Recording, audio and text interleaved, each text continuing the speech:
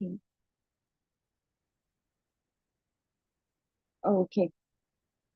Before beginning the session, today's event will also be live in YouTube. So if anyone is interested to observe our event today by watching it in YouTube, please go to our official YouTube channel of Permita. You can also ask questions in the live chat box there, and we will import the question to this discussion. Is every presenter guest already present? Okay, I feel words already. So, Assalamualaikum warahmatullahi wabarakatuh. To our respected guests, distinguished keynote speaker, respected presenter, and also dear participants, good afternoon. Today, I'm Khairianur Atika Putri, a current PhD student from Petrochemistry and Polymer Science. We'll be delighted to guide you as a Master of Ceremony and also moderator throughout our today's session. First of all, I would like to say welcome to our You can come over that. okay. Let's go. Of course it worked. Please file the big bomb. We can take that. Please be What? We have muted. a barrel. What? How can we not out barrel? Okay, please do mute your audio first. First, I'd like to welcome you on the first session of dissemination of research results of Indonesian students at Chulalongkorn University in the topic of bridging the gap, the role of natural sciences in the service of humanity. First and foremost, I would like to extend my greetings to our Education and Culture Attaché of the Embassy of the Republic of Indonesia in Bangkok, Insinyur Ahmad Wijaksono, Master of Engineering, PhD, IPU, and also to the Chairman of Indonesian Student Association at the Chulalongkorn University, Mr. Lawrence Billy Fatko-Jama, as well as to our distinguished keynote speakers that will join us later, Professor Agung Wibowo, and our respected scientific presenter, Dr. Ade Danova, Mr. Egi Ramdhani, and also Ms. Niar Ibrahim. Okay, to begin today's session, let's firstly take a moment to pray for the good conduct of our event today, respectively to our religion belief. So praying, let's begin.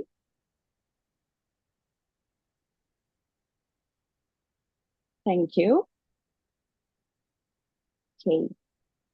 Next in session is to pay homage to our home country, Indonesia. We will begin singing our national anthem, Indonesia Raya.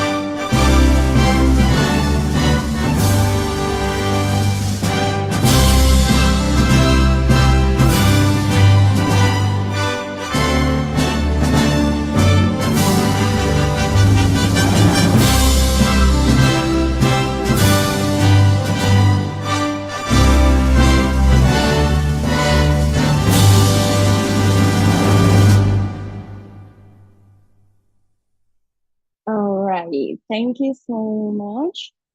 The first session is a welcome remark.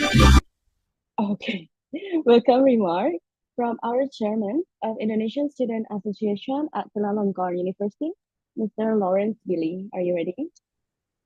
Yes, yes. Yeah. All right, the floor is yours. Okay, thank you. So, ladies and gentlemen, esteemed guests, faculty members, fellow students, and distinguished speakers, good afternoon. It is a great pleasure and honor that I welcome you to the dissemination research results of Indonesians student at Chulalongkorn University. Today, we gather to celebrate the remarkable achievements of our Indonesian students here at Chulalongkorn University, showcasing their excellence in international research under the overarching theme, the Indonesians' excellence in international research, insight from Chulalongkorn University. I would like to extend a warm welcome to the Education and Culture Agency of the Embassy of the Republic of Indonesia in Bangkok, who has graciously joined us today, Bapak Insinyur Ahmad Wicaksono, MSc PhD IPU. Your presence reflects the strong support and commitment of our home country to the academic pursuits of Indonesian students abroad. This event is a testament to the dedications and hard work of our students, alumni, and it is an opportunity to bridge the gap between academic endeavors and the real world applications.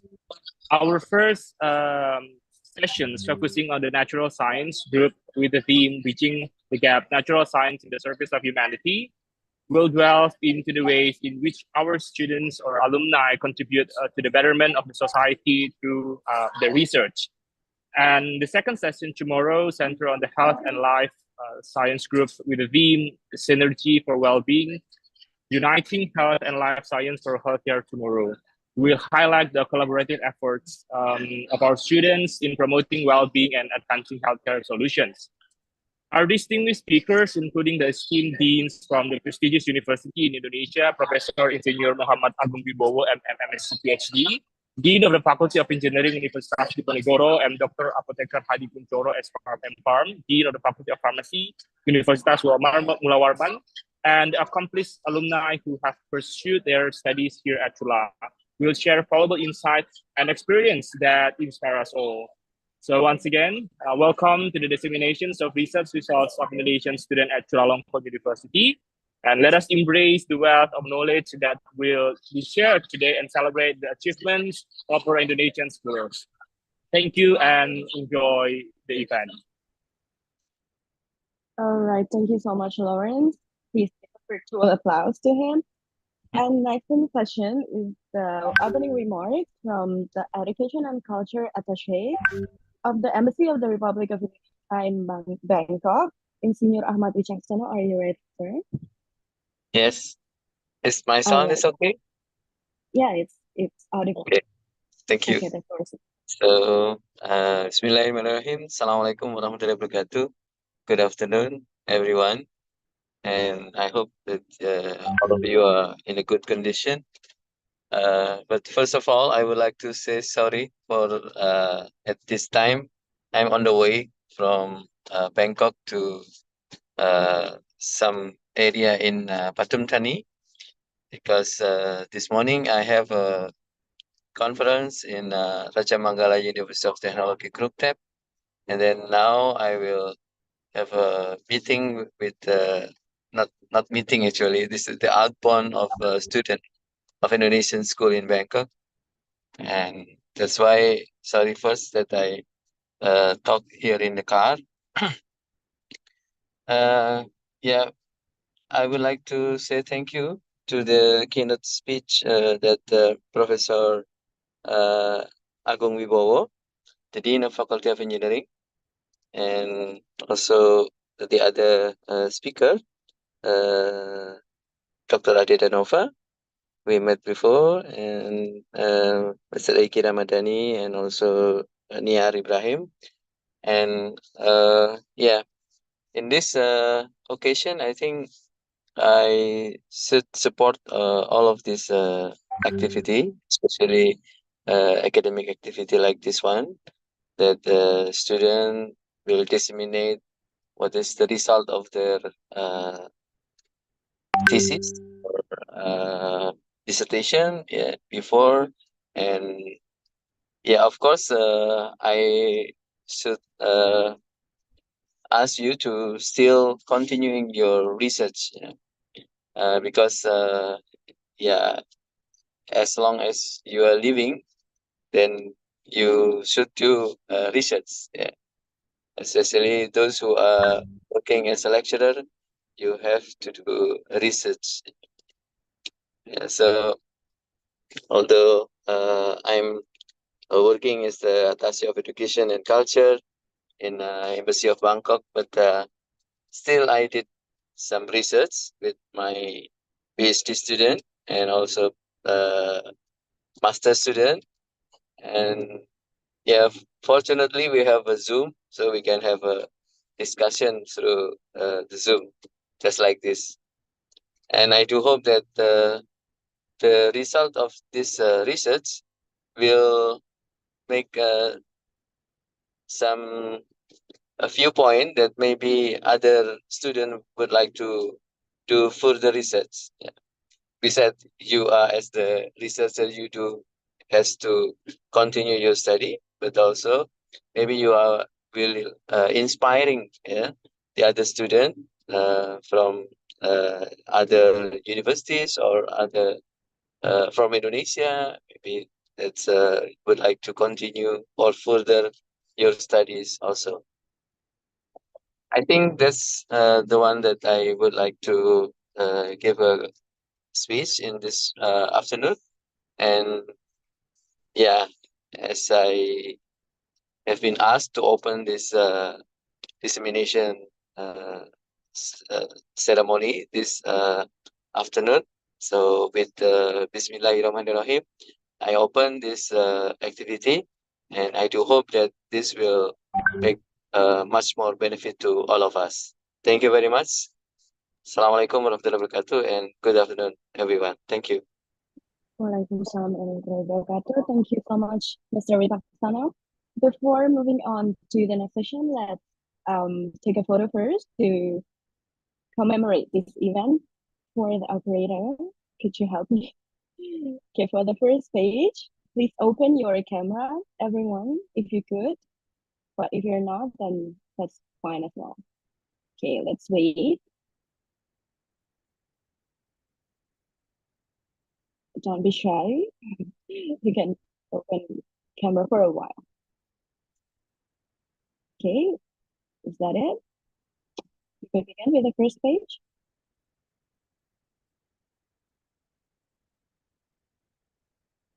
Another pose. Neutral pose. Okay. Is that enough, Mr. Operator?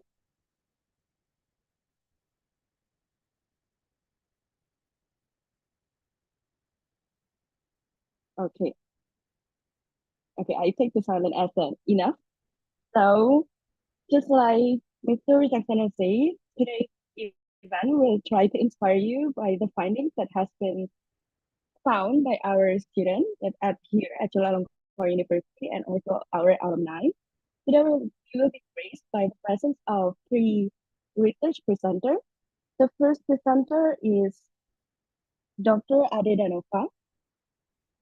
Before we start, could we look at his brief introduction first?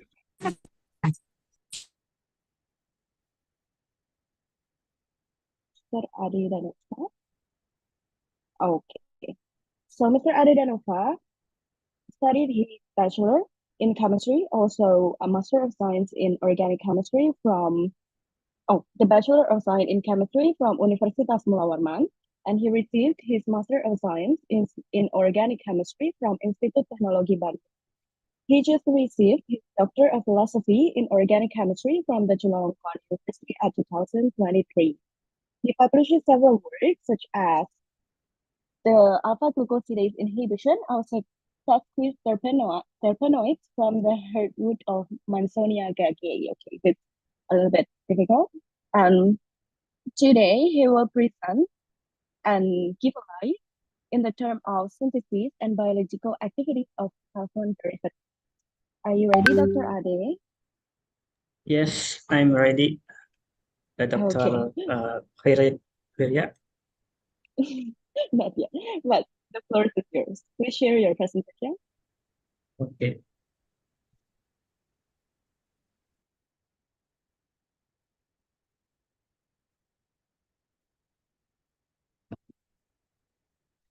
Okay, thank you very much, Miss Dika, and then His Excellencies to Attaché of Education and Culture for Associate Professor Insinyur Ahmad Wisaksono, MA PhD, and also an honor to Chairman of Permita, Simpu Chulalongkorn University. Thank you very much for inviting me to join this event. And then today I would like to talk about my part of my dissertation. Is title is the chalcone derivatives targeting for lung cancer cell line.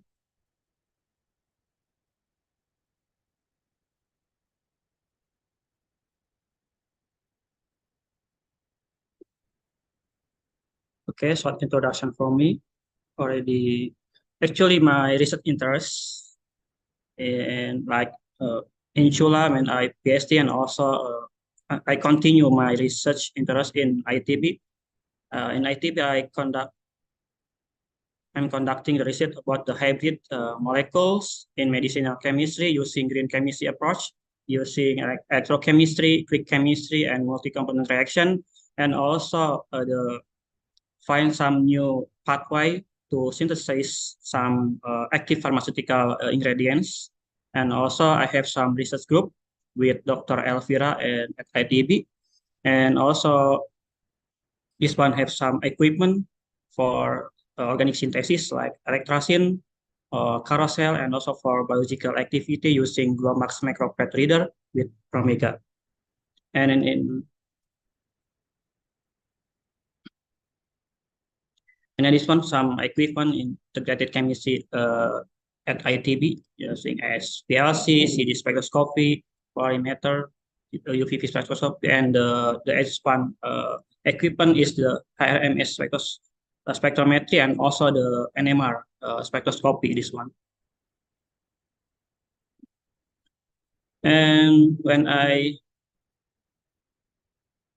conducted PhD in Chulalongkorn, I have several publications in Journal of Natural Products, Nature Scientific Report, and some the other like phytochemistry and Journal of Molecular Structure. And then, so today I would like to explain about my part of my dissertation is chalcone derivatives targeting for some cancer. As we know that the cancer cases in the world in 2022, the mortality index is the 51.6%. And then in 2020, the major cases for the cancer cell line is the breast cancer is 11.7%. And then the second one is the lung cancer, 11.4%. And then the other one is like colorectal, prostate cancer, and some cervix cancer, liver cancer, and the other is then in 2022, the new cases for cancer is the more than 19 million people. And then the mortality for caused by cancer cell line is the 9.9 million people. So,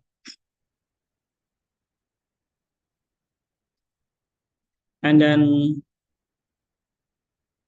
nowadays the many method to treat the cancer disease using some hormone therapy or the surgery and or bone marrow transplantation or chemotherapy and targeted therapy and radiation therapy and immunotherapy.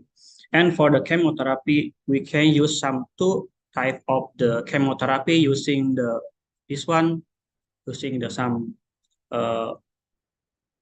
antibody or using some protein or recombinant protein like the trastuzumab, and also using some small molecule like gefitinib, erlotinib, afatinib, dacometinib, and osimertinib, and lafatinib. Nowadays, many people use these drugs, small molecules, to treat the cancer cell line.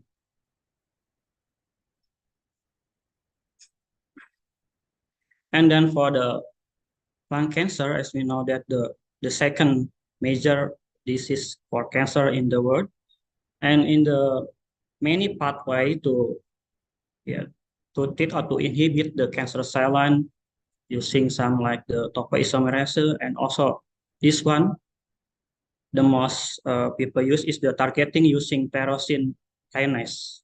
The tyrosine kinase is some protein kinase, is the some type of protein kinase, and then this one uh, is responsible for production of proliferation for cell line. And then if the cell line and overexpression, so is some cause it will make some cancer cell line. So if you want to decrease some the overexpression of cell line this one, so we can inhibit this target or the tyrosine kinase protein using some small molecule. And as we know that the small molecule now already in the market, like the colchicine or compensating A4, podophylotoxin is from natural product, and some the other like steganacin is from natural product, and another one is the like synthetic organic chemistry or synthetic organic compound like thiophene derivatives. Some the other one trimethoxychalcone, and another one is the tetramethoxychalcone. From this anti-cancer compound, we see that some moiety, the moiety of the compound is the like this one, the trimethoxyphenyl moiety is very important to inhibit the cancer cell line. And then the other report for the chalcone, like the natural chalcone, also show inhibitory activity for tyrosine kinase, like the EGFR, this one using butane, loretin, and marain, this one targeting for the EGFR that contained in the lung cancer, and also the chalcone, and the other one is not only the natural chalcone, the synthetic chalcone also show inhibitory activity targeting the cancer cell line, like this one, hydroxy and methoxychalcone, and also methoxychalcone already reported in the patent 2000, like this one, 2016, also can inhibit the cancer cell line. This one particularly for the lung cancer. And the other one is the synthetic chalcone, the hybrid chalcone. We can see this one, the hybrid chalcone between the quinolone and also some moiety from the chalcone. This one, the hybrid quinolinone chalcone derivatives, and the other one is like this one, benzoxaboron chalcone, is hybrid chalcone. Therefore, in our research, we would like to design some small molecule containing some chalcone structure. This one, yeah, you can see this one. The ring A is the C6. We can call C6, and this one the C3, and also this one the ring B is the C6. So chalcone is the C6, C3, and C6. This one the chalcone, and then from chalcone we can put some the trimethoxy moiety that is very important to inhibit the cancer cell in this one. So we can have some the series 1, the chalcone, trimethoxychalcone, and another, the second series is the, we can put some dimethoxychalcone on the bearing. Why we put the dimethoxy moiety at on the bearing? Because some reported is like 3% 2019, so that the dimethoxy on the bearing also important to inhibit the cancer cell. So that's why in our research we designed to series of the chalcone. The first chalcone is the trimethoxychalcone, and the second series is the dimethoxychalcone, and then we can evaluate it against with the in vitro assay targeting for the lung cancer cell line. And according to our research for the biological activities, we already evaluated 23 compound, including trimethoxychalcone, and also dimethoxychalcone. This one, dimethoxychalcone, and we can see if the cell viability lower than 50%, so it's lower than 50%, so this compound is potent, or maybe this compound can inhibit the cancer cell or the potent compound. And we can see it's like compound 1 is lower than 50%, compound 2, 4, and 5, and the other. And so from the compound show cell viability lower than 50%, we can select it, and then we can evaluate it furthermore to get the some IC50. So for the IC50 evaluation, we have some 30 compounds. We have some 30 compounds for the selective chalcone against lung cancer cell line. We can see that the compound 1 to 6 and also 15 show good activity, and the other one as well. And then after we see the result, and then we learn about the structure bioactivity relationship, or we can see that our structure maybe like this first series and the second series, which part is important to inhibit the cancer cell line. And we can see that for the compound 1 and 2, 3, for the compound 1, 2, 3, we can see that the hydroxy or mono substituent at position R1 is more active compared to the compound 2 with the hydroxy at position R2, and then with the compound hydroxy at position at R3. So we can see that for the dimethoxychalcone with monosubstituent with the hydroxy group at position R1 is very active compared to the other position. And also for the disubstituent, we can see that the position 1 and this one 2. So the substituent or functional group at position 1 and 2 is very active compared to another position with the substituent. And also for the other substituent, like the position this one 2 and 3, this one, for example, this one is very active compared to the other with the same position with other functional group, like using this one. The hydroxy group and the methoxy group is very active compared to the functional group with the brom, and also with the allyl oxy is not active compared to the hydroxy or methoxy group. And for the trisubstituent, chalcone on the bearing, this one. Also, we can see that the position 2, 3, and 4 with the substituent methoxy group is very active compared to another position with the trisubstituent. This one, 1, 2, 3. So trisubstituent at position 2, 3, and 4 is very active compared to the another position.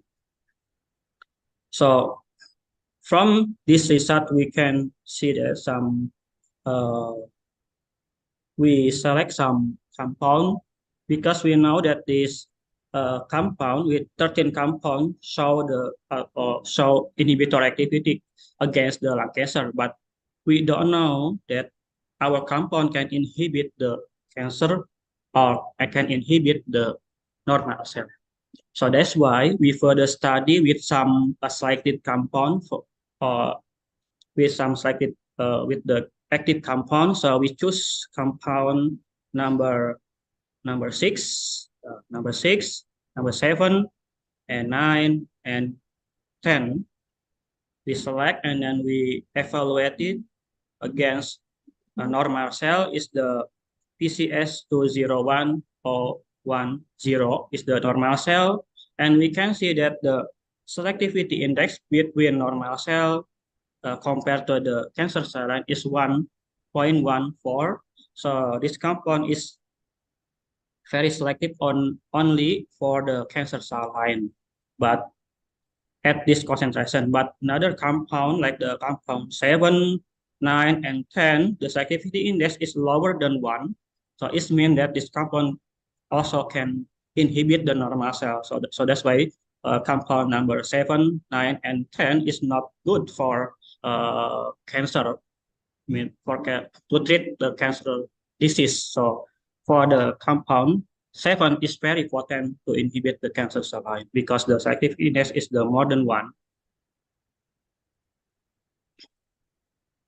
So to further more investigation, because we also conducted some molecular docking. This one is the computational chemistry. So in computational or in molecular docking, we select some trimethoxychalcone that we already know that is very active for cancer cell. Is the compound number 7, for example. 10 is for the active one, and also compound number 14 is not active for cancer cell line. But in this study for the microdocking, we have some target. The protein is the EGFR, like the tyrosine kinase protein, some kind of tyrosine protein. So we dock these three compound and also the erlotinib as the positive control. And then our research see that the compound 7, 10, and 14, the binding affinity for the good one, this one, the compound number 7, is the binding affinity is very stable. I mean the energy is very lower compared to the another compound like 10 and also 14. 14 is not active, so the energy is very high compared to the 7. And also we can see the erlotinib as well is minus 45. So from the study, we know that the compound number 7 is very active. So in line with our research between in vitro and also in silico or in molecular docking study as well, is very in line in this study. This one for the some interaction like some compound number 7. So many hydrogen interaction that can stabilize with the complex between ligand or inhibitor with the active site in the EGFR. And also the compound number 10 is only 2 hydrogen bonding. 14 is only 1 hydrogen bonding, like the erlotinib only 1 hydrogen bonding. And then from all the research, we can have some conclusion about the structure bioactivity relationship. Is the trimethoxychalcone, this one on the ring, is very important to maintain the inhibitor activity, and also this one, the inon or the associated ketone also is very crucial for the inhibitor activity, and substituent on the position arrow, this one and 2, with substituent hydroxy and also methoxy also is very important. It's not only this position, also with the position 2 and 3 as well. This one with some methoxy and hydroxy group is very important to inhibit the cancer cell line. So the conclusion is from my research, for this research, is the compound 6 is very important for lung cancer inhibitor activity with no toxicity against normal cell line. And also the trimethoxychalcone on the ring, hydroxy and methoxy group on the bearing, or this one, the inon group is very crucial for pharmacophore for cytotoxic activity supported by the molecular docking study, this one. And then this study we already published in the Journal of Molecular Structure. This one I collaborate with some another student like this one, Doi Phuy Nguyen from Vietnam, Riho Toyoda from Japan, and also with Dr. Panupong Mahala and also Professor Tanyada, and also Professor Dr. Piano Manganan, and also my supervisor in Chulalongkorn University at chemistry department, organic chemistry, is the Professor Dr. Warrington Kavasidri is my professor. Thank you very much. And also some acknowledgement. This one, for my PhD, I got some funding from the Royal Golden Jubilee PhD program, Thailand Research Fund, and also National Research Council of Thailand, and also 19th anniversary of Chulalongkorn University to support my PhD and also my research. And then this one, my group in ITB, don't forget for everyone, after finish your work or maybe some study, don't forget to eat sport and also fun for everyone. And thank you very much. Okay, that's all for my presentation for this Okay, thank you today. very much, Dr. Ade. Very interesting research. Please give a virtual applause to him. Yeah. Okay, so all in all, he has shed a light on the use of calcan derivative to treat a lung cancer cell lines, right? It's kind of a chemistry heavy topics, I know, but if you have any question, please drop your question on the chat box or just raise your hand. Use a feature to raise your hand, and I will allow you to open your mic to deliver your question. And for the one observing this event from the YouTube channel, you can also drop your question in the live chat box. Okay, I see Lawrence. You can ask the question. Okay. Thank you so much, Ade, for your presentation. It's very insightful. And I have a question. You use cell line A549. It's a non-small cell lung cancer, right? Yes. And as I know that non-small cell lung cancer is not just A549, but the common is like H1299 and H1975, if I'm not wrong. So my question is why is there any specific reason why you choose A549 in your research? And also, I'm quite interested and also curious, like why you choose non-small cell lung cancer instead of just small cell lung cancers, because SCLS is like more aggressive compared to the non-small cell lung cancers, right? Yeah, Yes. and yeah, right. As I know, it's like more aggressive, and then also, if we treat this treatment in the small cell lung cancer, it will give the same effect, or how efficient it will have a significant difference in the effect or not. Just maybe that's all for now. Thank you so much. Okay, thank you very much for Mr. Lawrence. Actually, yes, it's a good question because you are from medicine, I think, yes. So because I conducted fundamental research, so why I choose only one cancer cell line? Because in this study, we would like to study about the structure from a small molecule between only one cancer cell line. For example, like lung cancer. So we choose this lung cancer because it's common, I think, for the study. So we choose only one cancer cell line.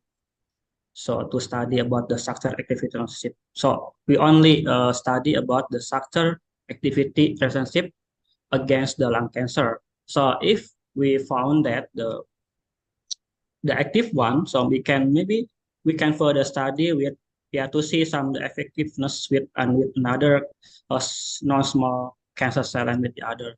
My compound, like the compound number 6, is new compound to inhibit this cancer cell line. So we can further study. We can evaluate with another cancer cell line, and so it's very selective only lung cancer, or maybe we can inhibit another cell. So it's not only just that this study. So we can also for the study we can see like mechanism inhibition. Maybe we can further study. So that's why actually my reviewer for my paper, this one is so many comments for my paper actually for publication.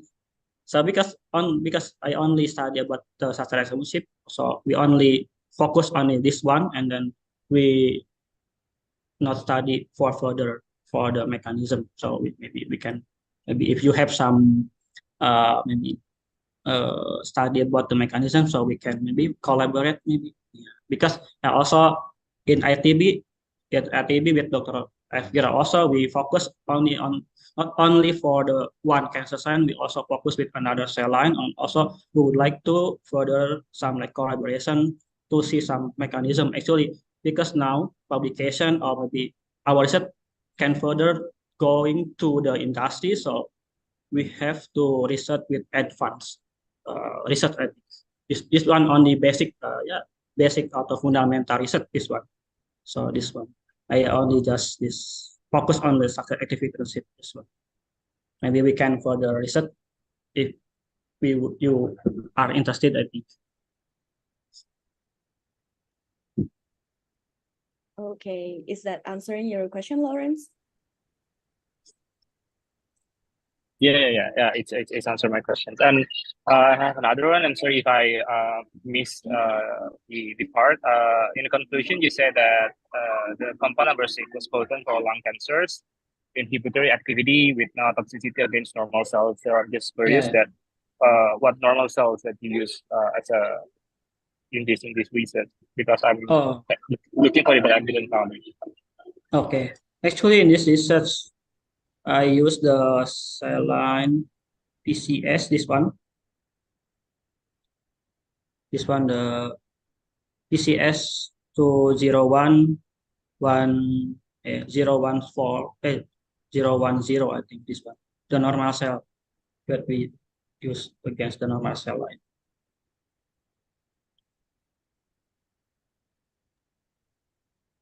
Okay, is there any further question from Lawrence first? That's all for now. Yeah. Thank you Okay. so much for your answers. Thank you. Any other questions? Please do raise your hand or just drop it on the chat box. Actually, maybe if from for people that is out of the field, you can ask maybe like Dr. Ade has shown the power of collaboration as well to build this kind of research. He has collaborated with many researchers with many affiliation as well. You can ask like how does he do it, or like how do he manage to do this kind of research? That's also acceptable as well. Any other questions from the participants?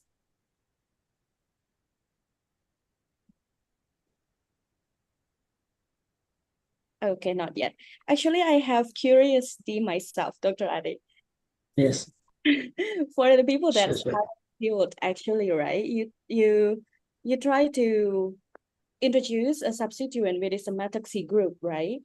And Yes. why did you choose so? Like, is it normal for people doing research in chalcone to introduce that kind of substituent, or is there any other moieties that you could introduce for treating cancer? Yeah, actually for the chalcone is many substituent that we can apply to the chalcone. Actually, normally like the maybe in chemistry we call that electron donating group. So for example, like hydroxyl group, methoxy group, but for the another functional group like this one halogen atom is like some inductive effect. So this one can uh, can decrease the activity maybe in some chemistry, basic chemistry, because the inductive effect will some like this one. The aromatic ring is more positive because there's some inductive effect from the halogen atom. But for the electron donating group, so it will more some the aromatic compound is more some maybe in basic chemistry is some like more electron. So I think that this one. So maybe only hydroxy group or methoxy group can treat the cancer cell line. And maybe another one is like amino group or some the other one like sulfonamide, some the other researcher. So maybe we also it's not only chalcone actually. We can combine the chalcone between some quinolinone or quinozolinone or some other like the hybrid with some other active compound like the flavon or maybe coumarin is very common in nature. Or maybe we can have it also with some erlotinib like the chalcone erlotinib chalcone. So also we can apply this one. It's not only chalcone actually. Yeah, we can modify many. Yeah, actually many research are conducted with the chalcone. So that's why I choose. Actually, the first thing that when I conducted PhD, I see some paper and then see that which which research can I apply in Indonesia, also in Thailand. So I use only chalcone because I synthesize chalcone using simple chemistry. So only using in chemistry Crescent-Smith condensation. So it's simple reaction only like setting material A and B, we can combine and then using basic condition and then to get the product. So it's the easy one reaction. So that's why in my research is focused on the simple reaction to introduce some in medicinal chemistry. So it's not only a hydroxyl group. So that's why I think Miss Tika. Okay, thank you so much, Dr. Ade. There is a next question from Mr. Alwani Hamad in the chat box. He said that actually, what is the specific characters of chalcone if we compare it with flavonol compounds such as quercetin as protein kinase inhibitory, since the moieties of ring is the same with flavonol? Okay. Actually, the in actually we come back. The flavonol is like the flavonoid compound. Yeah, actually it's the same structure with the chalcone because the like flavonoid compound uh, synthesized from the chalcone. I mean, in the biosynthesis pathway, so the first one is the enzyme can synthesize the chalcone and from the chalcone uh, next to the flavonoid compound. For example, this one, like the flavonol or quercetin. Some the other one is the some derivative from the chalcone actually. So that's why the chalcone and some flavonoid derivative also can inhibit the cancer cell line. But another thing that we can see that some many paper or many research that the yeah it's okay our compound can inhibit the cancer cell line, but the most important one is the selectivity and also the solubility our compound. So this why maybe the chalcone is easy, maybe solubility is high soluble in yeah some polar solvent, but for the flavonoid is not, maybe it's okay for the quercetin can soluble in water, but some other flavonoid is not easy to soluble in the water. Yeah, so that's why I mean, another focus is not only the chalcone and flavonoid. Yeah, it's some structure actually between chalcone and flavonoid because the flavonoid synthesized from the chalcone. Okay, all right. Is it clear enough, Mr. Alwani? Maybe you can, if you have any further question, you can just type it in the chat This box. one. Okay, for now, that's it. Any other question from other participants? We do still have plenty of time for Mr. Ade.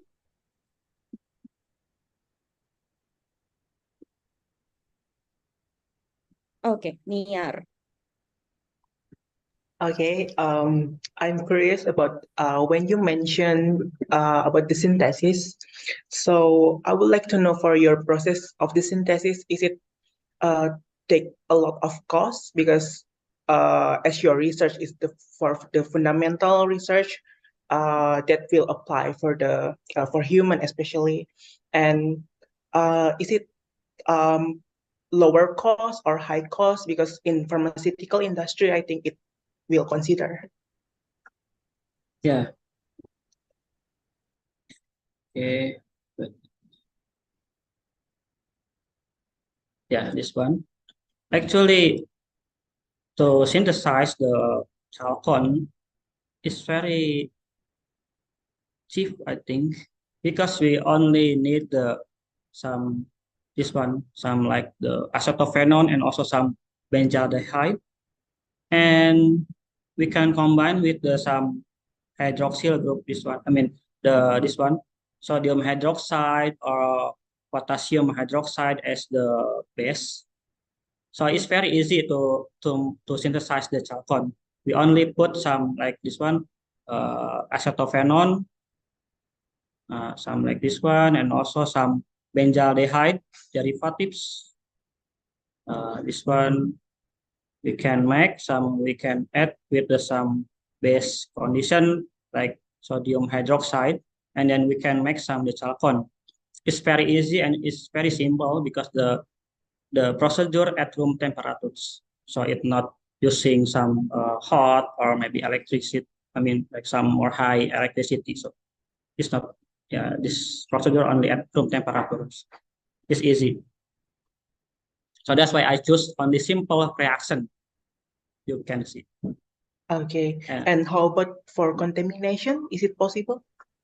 Contamination. So the contamination is only this one, only base, sodium hydroxide, and also some ethanol or ethanol actually. It's a little bit green chemistry actually. Mhm. So because nowadays also some another paper is we can make some chalcone only in the water and then add some sodium hydroxide and then chalcone occur. Okay. Thank you for the answer. Okay. Okay, thank you so much. It's very interesting that you only use a simple chemistry to produce your products, because at the end, something that comes from the lab will need to be industrialized. So as simple as possible, it's better, I think. So any other question from the participants? Still have some minutes for Mr. Ade's session, Dr. Ade, I mean, session.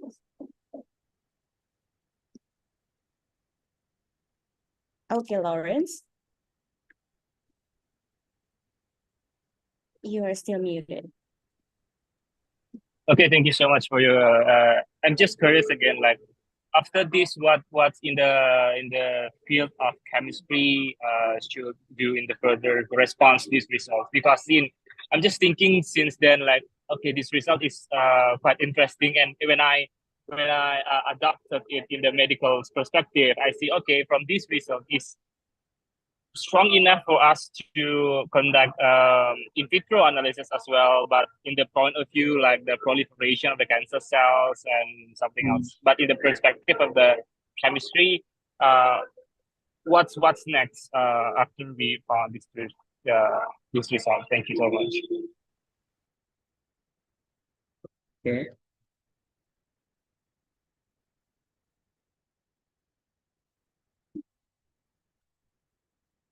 Actually, what next? So we will show some this one. Actually, I would like, so after I got some the potent compound, because we need to actually, because I don't have some basic in biochemistry, so maybe for this one, actually I would like to further collaboration with another like the medicine or maybe pharmaceutical chemistry. So from this compound, we can evaluate with some other uh, cancer cell line, and also we can further with some mechanism. Mechanism is not because many mechanism like the using the cancer or maybe using the protein kinase something like that. And also we can furthermore with some many pathway we can see that mTOR or some another protein, and also maybe we can after we got some conclusion that this compound for example is not toxic. I mean like it's potent, so we can further study with the like mice, like some in vivo, right? Because in Srinivasan 2019 also they already conducted with the in vivo test actually, but it's not this compound, but the Srinivasan using some like this one, the hydroxyl group, this one, the methoxy group. So disinfection using this compound, but in the paper they published in the Journal of Medicinal Chemistry is very high ranking actually journal. So they tested in vivo test only this compound, but I don't know why they choose this compound because they didn't test with the some toxicity with the normal cell in the paper. But I don't know, they choose this compound to test with the in vivo this one. Maybe we can further with the in vivo test after we can see this one. But I think Srinivasan also only test some with some small, no small cancer cell line. After that, they test with the in vivo. I don't know, in medicine, which pathway actually, maybe Mr. Lawrence can explain, I don't know. Because I also, some in ITB, I have some, I already talked with some another faculty of medicine at Unpad, I think, yeah, to collaborate to see some mechanism and also to see some the metabolite. So the metabolite, the compound or compound introduce or maybe introduced to the cancer, and then we can see some metabolite for the cancer line, like I don't know. They test with the some mass spectrometry to see some metabolite, and then they will have some hypothesis for to get some conclusion that our compound can inhibit which pathway our compound can inhibit for the cancer cell line. I don't know, something like this. So many research, I think, for this one. I think that's all for the answer, actually. That clear enough, Lawrence? Yeah, it's very clear. Thank you so much. Okay, any other questions from the participants? Please don't be shy. If you don't have any specific chemistry related or this research related questions, that's fine as well.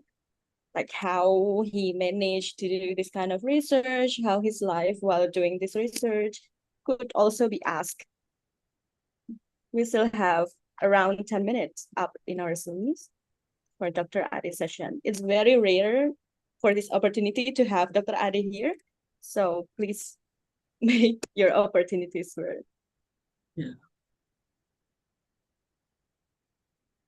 Okay, I think there is no more question, but because we still have time, around 10 minutes, Dr. Ade, shortly, I would Yes. like to invite you to explain or like having suggestion or share your insight or share your life on how you manage as a PhD student to get this very interesting result, to get this result to be published in a high tier journal as well. Maybe you could share, because I'm sure that amongst our participants today there is a like prospective student of Chulalongkorn University as well. Yeah. Thank you very much, Ms. Tika. Yeah, actually, when I started with my PhD, actually before that I see some paper. So before conducting PhD, so which research that I can do on time. Actually, yeah, only 3 years for PhD because my scholarship only 3 years, but we can add some one more year. 3 years is enough actually. So that's why I choose the Chalcon as my target, because using simple chemistry, we can do Indonesia and also we can do in Thailand and the other one. But furthermore, but actually the magic one is that I have my good supervisor actually. So it's very kind, my professor. Even though my research, I said that to my professor, well, my research is not enough for my PhD. No, you can do further. You can further, you can continue your research because you can do more. Maybe you can find some new, new the new finding. So that's why I got some new finding from my research. It's not because every now that the Chalcon is not, it's common structure. Actually, many research doing this one. So my publication or maybe my research is maybe is not too interest with some people, but I don't know. my research already published. So this is magic for my professor actually. And then maybe for student who conduct with the master or PhD, yeah, you can don't forget with sharing session with your friends, or maybe read more paper actually every time, morning, and every day I read paper now until now, and I lecture also read paper. Actually, so that's, I think, Okay, thank you so much thank you, that's for all. the all-round insight from the research result up to the how to manage the research life of the PhD student. Okay, please give up an applause, virtual applause to Dr. Ade. And also, Mistika, don't forget to join Permita Simpul Chula, and don't forget to join the Permita Thailand, and also maybe PPI Dunia. Don't forget for everyone, because I already done. Okay. So if you have more connection, actually, if you have some, so join some organization. Okay, that's also a point, the collaboration, right? Through student association and also in the research field. Okay, thank you so much, Dr. Ade. The next in session, we will welcome our second speaker, which is Niar Ibrahim. Could we see her brief introduction first? Today, Niar will shed the light on about what can biotechnologies do about the valorization of mannan from plant waste to valuable bioproduct. Niar studied her Bachelor of Science in Biology from Universitas Erlangga and also received her Master of Science in Biotechnology from Chulalongkorn University just recently at 2022. And now she is studying a Doctor of Philosophy in Microbiology and Microbial Technology at Chulalongkorn University. She already had her work published as a production and characterization of thermostable acidophilic beta-manganese from this bacteria and its potential in mono-oligosaccharide production from spent coffee and ground galactomannan. She has also several project experience and organization experience that has been presented in the slide. Niar, are you ready? Wait, I will share it first. Okay. While Niar is sharing her presentation, I kind of forgot to mention that each and every speakers will have around 30 minutes to deliver their presentation and will be followed by a 15-minute sharing and discussion session. Okay, are you ready? Okay. If you're ready, the floor is yours, Nia. Okay, thank you so much, Ms. Tika, for the introduction. And for the first, thanks for Attaché of Education, Mr. Ahmad Wicaksono, that already give the opening remarks. And thanks to the Indonesian Student Association at Chulalongkorn University that invite me to present my research result from my thesis. And today, I will present the title is What Can Biotechnologies Do? Valorization of Mannan from Plant Waste to Valuable Bioproduct, which I got my graduate my degree in biotechnology in 2022. And my advisor is Associate Professor Dr. Pengtaren Lotrakul, and my co-advisor is Dr. Wichani Pankiri. And for the first, in this presentation, I would like to share an information about the biotechnologies and how it can relate to my thesis also. So for the outline, this is the outline of my presentation. So I will introduce about the biotechnology, manganese and its application, and my thesis research. And for the first, about the biotechnology. So why is biotechnology is so important, and this is the fundamental of the natural science based on the natural science pyramid. And the first, the basic of the fundamental science is mathematics, which the mathematics it has the science about statistics, computation, and modeling, which the person who in charge in this field is statistician, mathematician, and informatician. Then continue to the second of the pyramid is for the physics. For the physics, it's mostly for the science is about thermodynamic, law of energy, mechanic, and the person who in charge in this field is physicist, engineer, physical computation, and then for the third is the in chemistry. That there are biochemistry, organic and inorganic chemistry, which the person in charge is chemist, engineer, and computational chemistry. And for the top of the pyramid is for the biology, which why biology is in the top, because biology is including chemistry, physics, and mathematics. So for people who are the student now already study in biology, so no wonder why. So don't wonder why you need study chemistry, physics, and mathematics, because that these three science is the fundamental for the biology, which biology is study about the organism and environment. And the person who in charge in this field is biologists, biochemists, biophysics, biotechnologists, bioinformatician, medical, and pharmacists.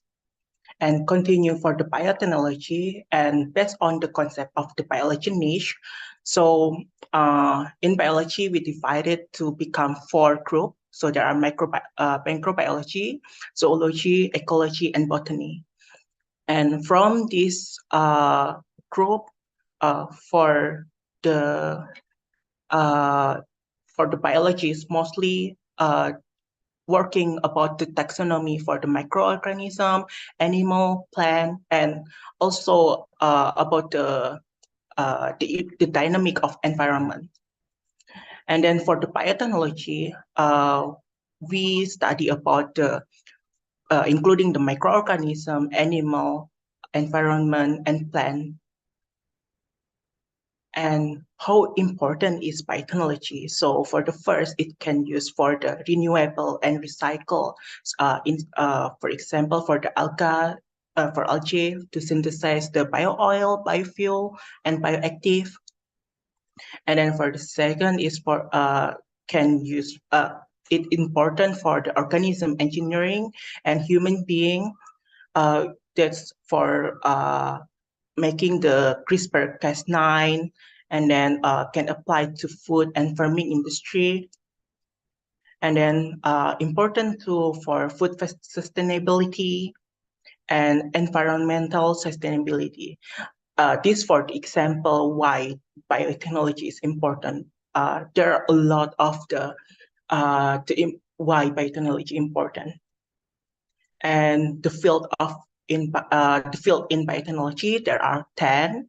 So it based on the color. So there are green biotechnology, blue biotechnology, white biotechnology, red biotechnology, yellow, gray, brown, violet, gold, and black.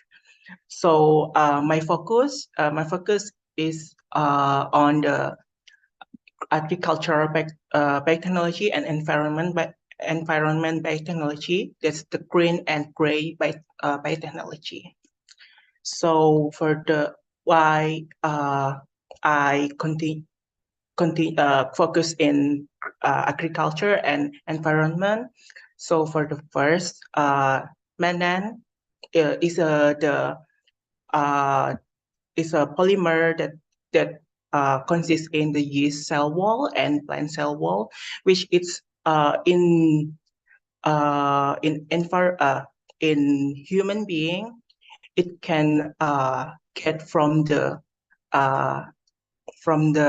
bark, and can get from the part of the plant. This one is from the euphorinat, and this one is from the orchid. and then it can also produce from the root. This one is cognac, and it can also produce from the leaf. This one is from the aloe vera, and it can also produce from the flesh of the fruit. For example, for the coconut, palm, and this one is the soybean hull, and it can also produce from the bean. So here's there are some bean, and mostly for industry that already produce from the fenugreek, the locust bean and guar gum, and it can also from the waste. This is the role that I play in biotechnology. So I focus on the waste of the such of this bean. So it can also from the waste of the papaya, and then it can longkong, or it can also from the waste of the spent coffee ground. And from the spent coffee ground, what can coffee do for the biotechnology? And based on the Manan source, so uh, pre- uh, previously, so I will explain about why it's so important to utilize the coffee, because coffee is the commodity for food and beverage for nowadays, which in the statistic in June 2020, the selling of the coffee is already 11.15 million bags exported in June 2019. And as we can see in this graph, in Europe, it's really high for the export of the coffee bean. It's around 45 million of the 60 kilogram bags, and it's also happened in Indonesia. Even it's lower than the European, around 5 million 16 kilogram bags. It's mostly for the spent coffee ground waste. After the consumption, the spent coffee ground is only used for the compost. But as the biotechnologies, I see this one, it can use for more valuable, and it can produce the high valuable product. And for the coffee that sell in 19 in the term in 19 to 2020, uh, it it consists with the Arabica and Robusta. And what is the coffee composition? So mostly for the spent in this focus in spent coffee ground. So for the high yield of the spent coffee ground is the hemicellulose. So there's 32 until 42% of the spent coffee ground. And what can we do with the spent coffee, the hemicellulose? And what is the consist of the hemicellulose is the sugar. There's consists with mannose, galactose, glucose, arabinose, rhamnose, and xylose, which the highest composition is mannose with 51% of the molecule. And how can we use the coffee? This already published from some paper. It can use for prebiotic, anti-pathogenic compound, anti-cancer compound, for mannose polyol products, carotenoid, and polyhydroxyalkanoids. And based on the coffee, it consists with mannose. So we should know about the Manan structure. So Manan is the polysaccharide of the sugar mannose, and it has many types of the Manan. So there are linear Manan, glucomanan, galactomanan, and galactoglucomanan. And for the coffee, the Manan is galactomanan. And after we know about the menin, so there are some type of the menin can degrade, become the monooligosaccharide, which the more smaller molecule of the menin, it can become the mannose, monobiose, monotriose, monotetraose, monopentaose, and monohexaose. And it can use also for prebiotic, anti-tumor agent, toxic adsorbent, and some of this is for the medical utilization. And for another one, it can use for the agriculture and poultry fields. It can use for the disease-resistant for shrimp and Japanese quail supplement. And how we can degrade the menin? It can degrade by the enzyme that called meninase. And there are two types of the main of the meninase. There are the beta meninase. It cleavage the inner linkage of the menin. We call it is endo-beta meninase. And the other side is the beta manosidase. It's the exoenzyme. And there are some another enzyme that help for the meninase to degrade the meninase. For the glucomenin, there's the beta glucosidase. For the galactomenin, it can cut with the alpha galactosidase, and for the galactoglucomenin, it can degrade by the acetylmenin esterase. And for the application of this enzyme, there are some application. So for the first, it can use for the green pepper industry. The second, it can use for the textile for this yellow color. And for the gray, this one, it can use for the farm, for animal feed, fish feed. And for another one, it can use for the pharmaceutical. The next is can use for the oil and gas industry, bioethanol production, and the last it can use for the food industry and food processing. And who can produce the meninase enzyme? So there are many organisms that can produce this enzyme, such as in bacteria, it can produce by bacillus, and actinobacteria, it can produced by Cytostatospora. In a mold, can produce by Penicillium. White throat can use produced by Seriporiopsis, and in yeast, it can produce by Aurobasidium pullulans. And in my focus is for the producer is Aurobasidium. And what is it for the Aurobasidium? So Aurobasidium is the yeast-like fungi, and for the microscopic structure, it consists with of pseudohyphae and the blastospore as the unicellular. For the white color, it's the pseudohyphae and blastospore, and for the black color, greenish black color it has the melanized pseudohyphae and melanized blastospore. And in Thailand, it already isolates some of the Aurobasidium. More than 20 of 77 provinces already screened.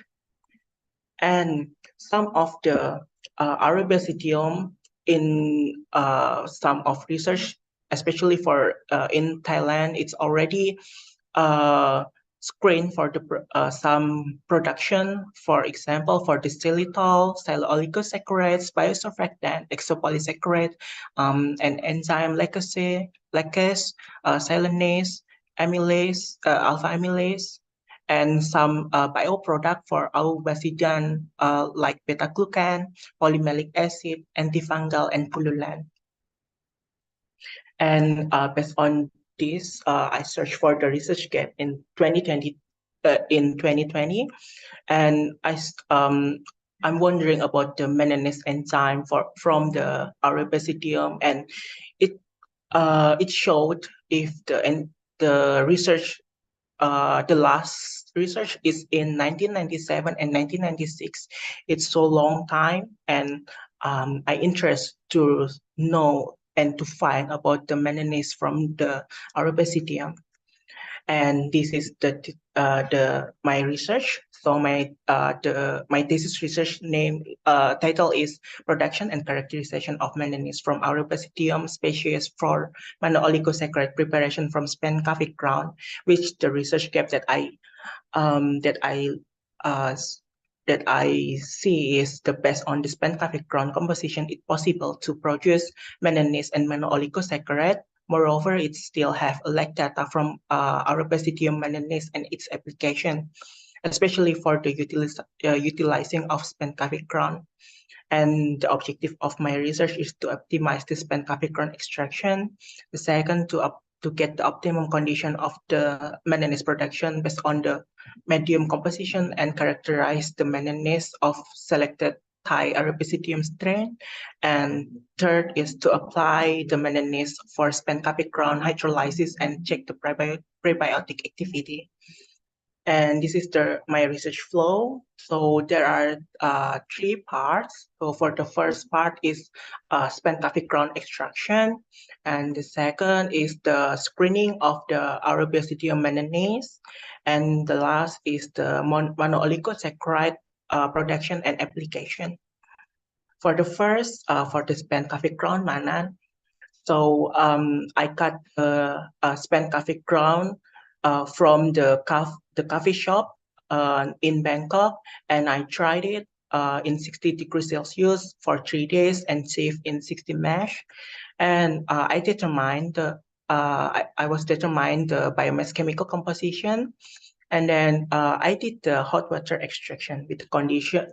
I use autoclave and precipitate the extract by using ethanol 95% in 1 day. And then I did the optimization by factorial design. For the first factor is incubation time, and the second is solid liquid ratio. And after I got this extract, I check for the structure analysis and sugar composition.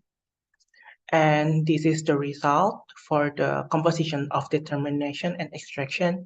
And for the biomass chemical composition, it showed in this table one. So in my research, it showed the hemicellulose is 28.5%, which similar to the Kiroto. And compared to Ku, they use another process extraction. So that's the reason why they can get the high hemicellulose in their result. And for the result for hot water extraction, so I got the highest yield of the hemicellulose in ratio 130 in 60 minutes with result is 9.5 gram per 100 gram substrate. And using the autoclave is so simple to manage and allow and can use for the large scale extraction and lower risk of the mannan structural degradation and contamination from arabinogalactan. How can I say the contamination of arabinogalactan? So this is for the first the structure analysis. So this is the FTIR result from my extract, which it showed the alpha beta configuration. It can confirm if my extraction is consist with the carbohydrate. And for the reason why it can reduce the contamination from the arabinogalactan. So from the TLC result, it showed that the lane 6 is the result from the hot water extract, which I for the galactose is the spot is not really dense. Then when I not really thick, then when I extract with the sodium hydroxide. And for the next step is the Arabicidium manganese. So for the manganese, the first step is I screen the manganese from Arabasidium.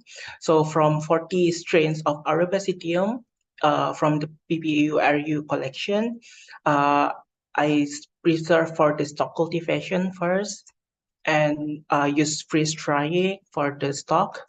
And then for the first screening, I use the primary screening by using 3% of konjac glucomannan agar, and I spot the yeast for 3 days. And then I check by using stain 0.1% of Congo red and wash by sodium chloride and get the halo zone.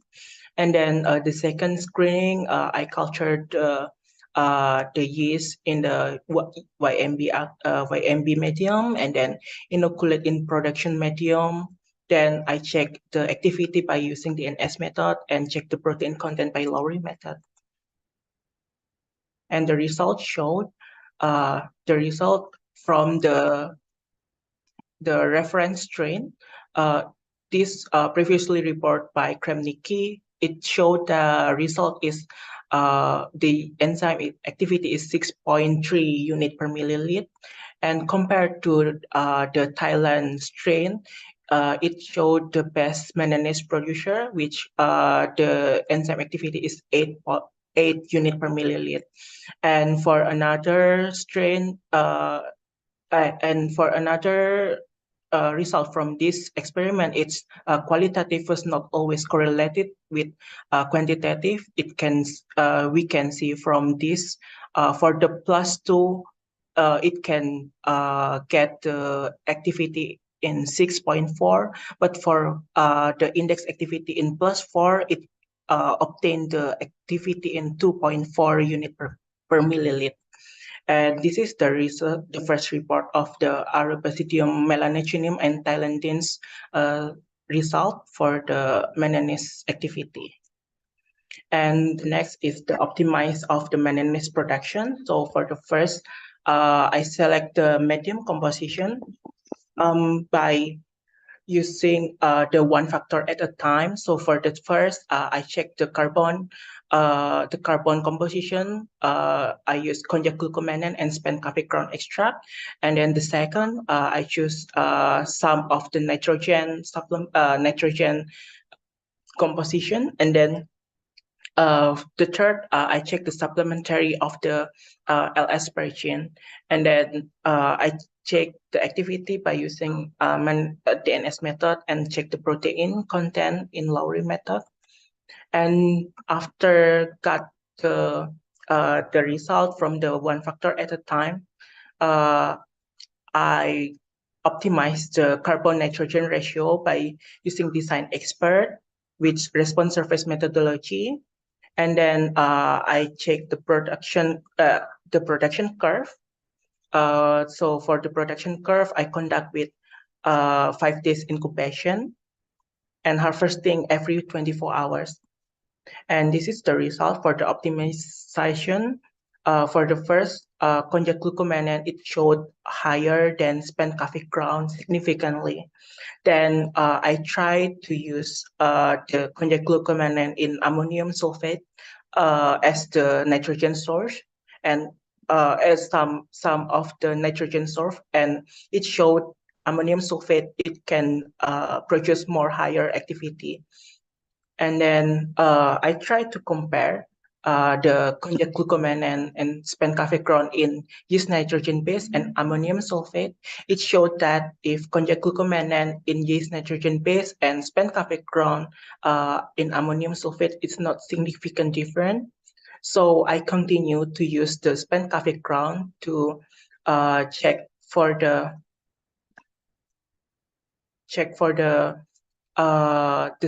the L-asparagine supplementary, and so the L-asparagine and no L-asparagine showed not significant difference.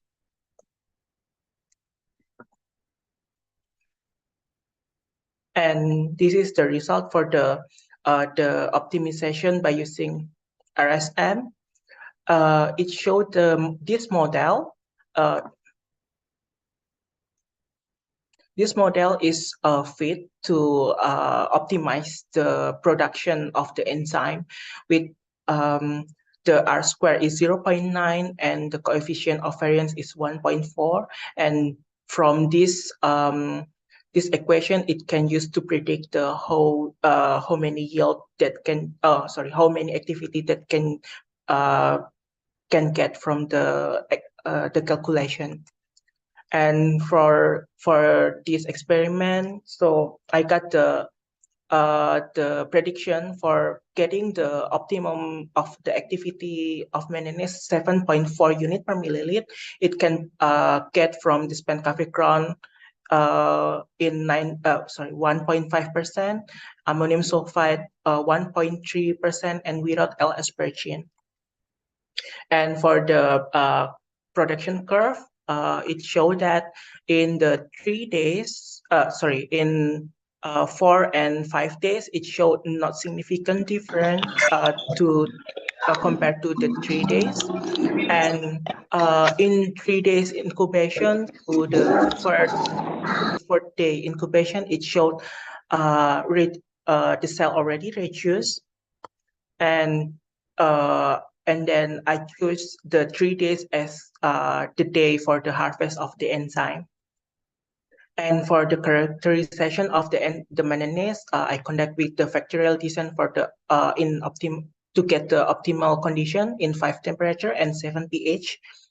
And for the check in the manganese in DNS method, and then check for the enzyme stability in 5 temperature and 4 pH in every hour up to 6 hours, and check the residual activity.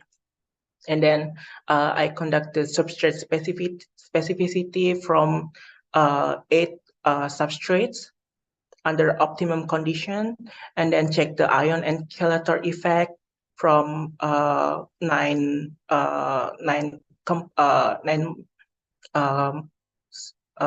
chemical in here, and then check the feedback inhibition from mannose and galactose. And this is the result for the manganese optimization. It showed that this enzyme is optimum in pH 4, and it compared to some of the organism. It showed the Arabidopsidium. It can produce in high temperature. Can active in high temperature and acidic environment.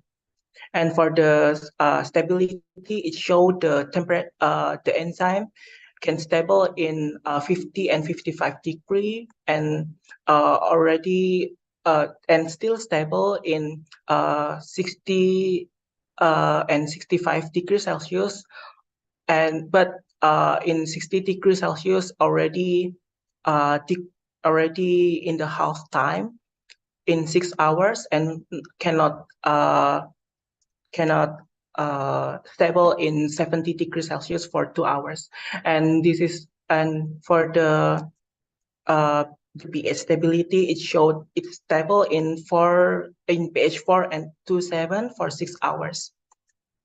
And for the substrate specificity for this enzyme, it can degrade for the pentacafecron extract and guar gum, which the galactomannan. And for the beechwood silane, the silane cannot degrade by this enzyme. And for the ion and chelator effect, it showed for the calcium, copper, and mangan, it can enhance for the activity. And for the ferrum and mangan, it can inhibit for the enzyme activity. And for the EDTA result, it showed this enzyme is not the metal enzyme. And for another chemical, not significantly affect to this enzyme. And for the feedback inhibition, it showed the result is mannose can inhibit in 30 millimolar to 60 millimolar, and for the galactose, it can inhibit in 30 millimolar. And this is for the first report of the manganese activity inhibition by galactose. And for the mono-oligosaccharide production and application, I conduct by optimize the mono-oligosaccharide by using design expert and terminate the enzyme activity by using boiling water in 15 minutes and check the reducing sugar and mono-oligosaccharide content. And for the prebiotics evaluation, I use 7 probiotics, 4 strain from lactobacillus and 3 strain from bifidobacterium.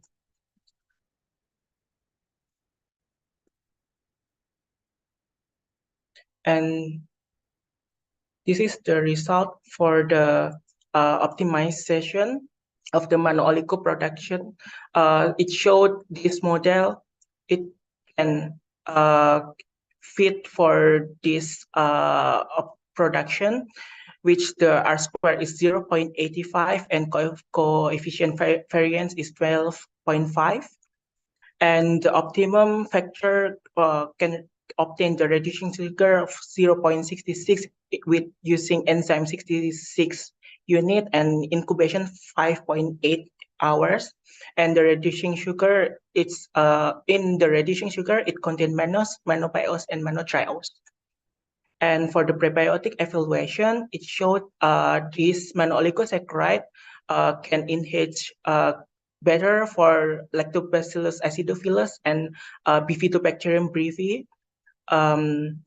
And this result is compared to another research, it's still the lower result, but it's to compare to the beta-glucan, it's still good for the prebiotic activity. And this is for the calculation for comparison between the production medium cost, which from this research, it showed more can reduce the cost, can efficient the cost, which from the reference Kremnicki medium, it efficient 14 volts. And for the modified from the latter medium, it can reduce two times of the price. And this is the conclusion which of my study, which spent cafecron by headwater had potential to produce galactomannan that could be used for the manganese and mono-oligo production.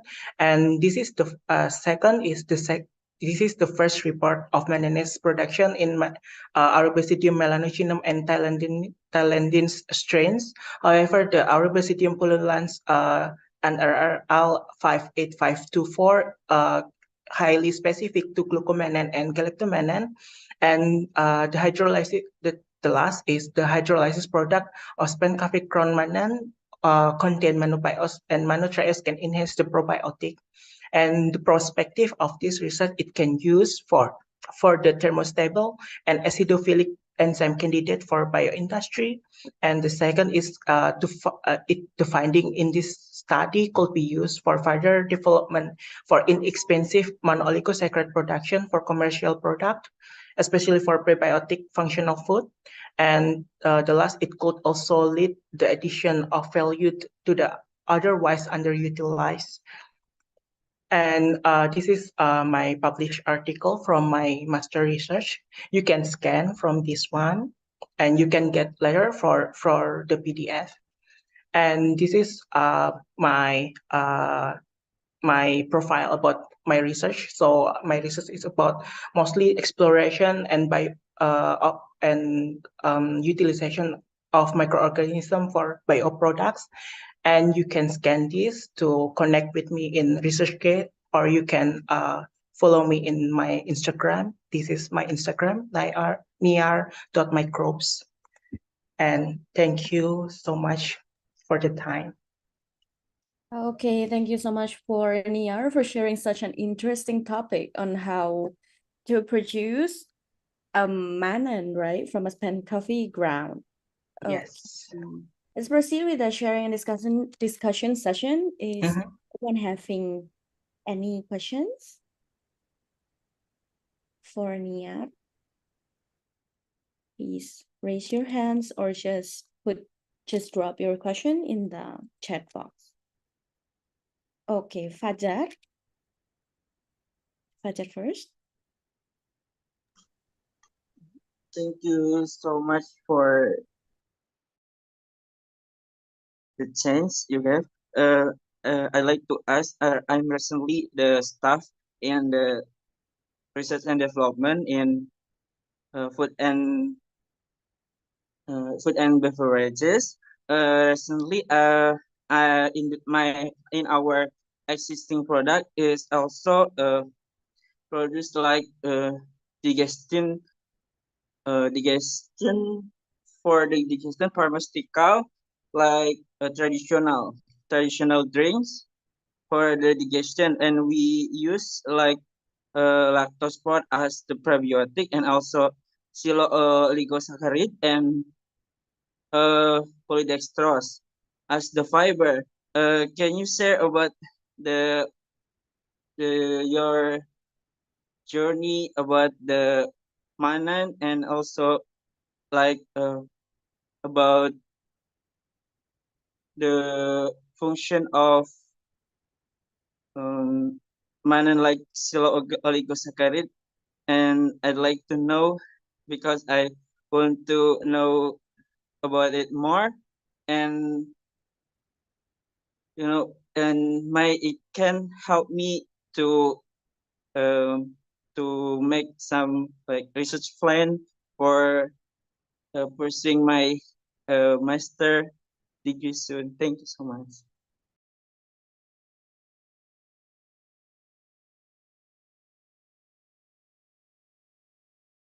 Niar, please unmute your. Okay, sorry. Thank you so much for the question, Fajar. So your first question is about silo oligosaccharide it can use for prebiotic, right? Right. Okay.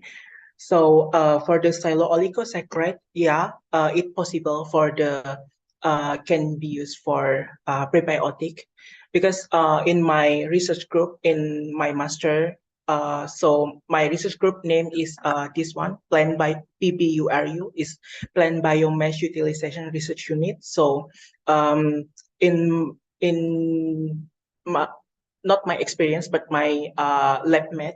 So my friends in the lab, she studied about the silo-oligosaccharide utilization, and one of it, she used the silo-oligosaccharide for prebiotic activity, and yeah, it's possible to produce the for using silo-oligosaccharide for prebiotic as the prebiotic. And so yeah, it's possible for your research plan. That's one. Thank you so much. Okay, you're welcome. That's clear enough, right? So the second question will be from Aggie. Yeah. Okay. Thank you. Thank you, Niar, for the amazing presentations. It's been a while. I hope you're good in condition. So, my question is, since you are talking about you also focus on the environmental thing for the biotechnology. However, you just mentioned that the biotechnology on your research have a perspective on the underutilized waste. What kind of waste that you're talking about, the underutilized waste? Is it the organic waste, or just or it's an organic waste, or even it's toxics and hazardous waste? And then I'm working as environmental specialist right now, and we know that our earth right now is not in good conditions, and we are trying to fix our earth. And biotechnology is one thing that become the emerging thing for the sustainability of our earth. What do you think about this? What is the biggest challenge to achieve the sustainability using the biotechnology? Because right now we are using non-biotechnology, and people always underestimate biotechnology because it's kind of like a slow movement, and we need a fast track movement right now. Thank you.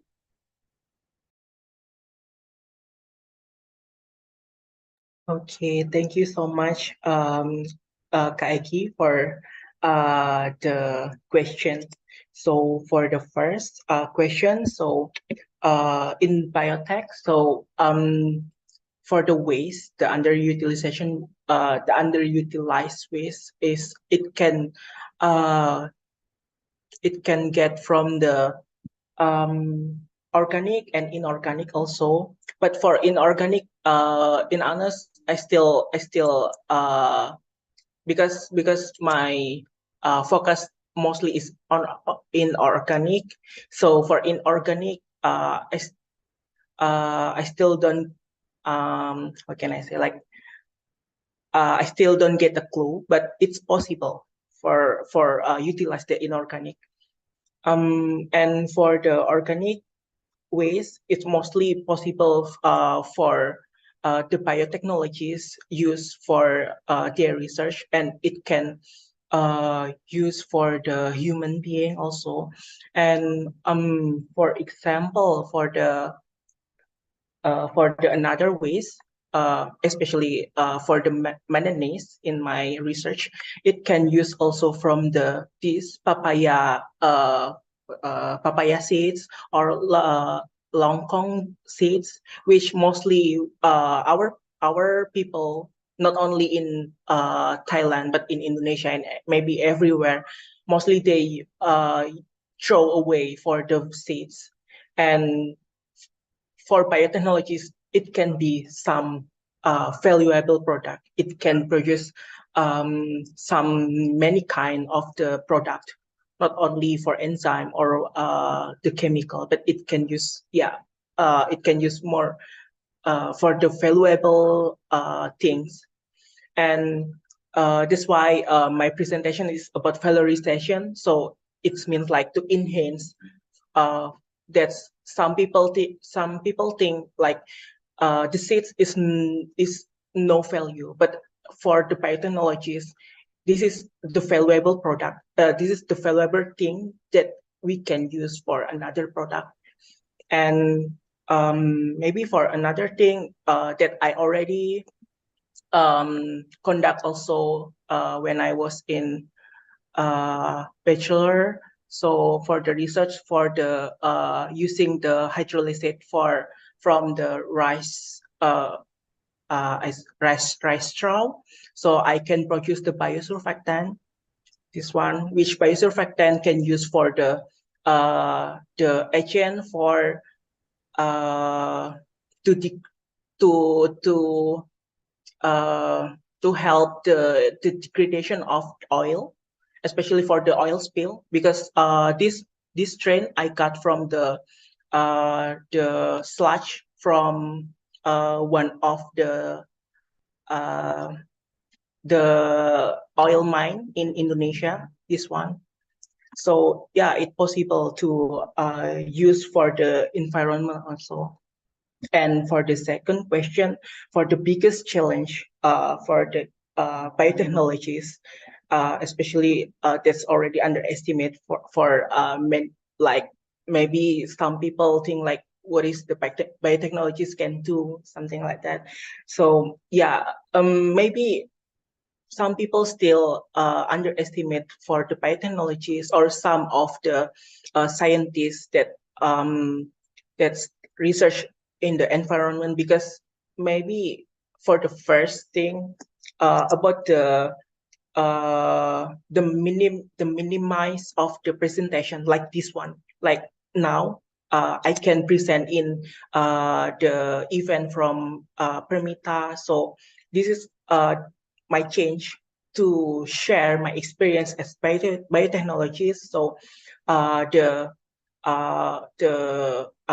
people who not work in science, so they can know what biotechnologies can do and what can scientists can do for the human being, not and can do for the environment, can do for the animal, plant, and for the whole earth. And for the first is about the science communication, and for the second maybe about the science community, because it maybe can because yeah, as we know in Indonesia, in my opinion, maybe still not many people trust with science. Mostly our people still trust with the myth, with something about ghosts and everything. Yeah, I know spiritual thing is still exists in the world, but we must think about logic also, not just only about feeling or any not unlogically. So that's so the second is the science community, which the science community is like the people who thinking critically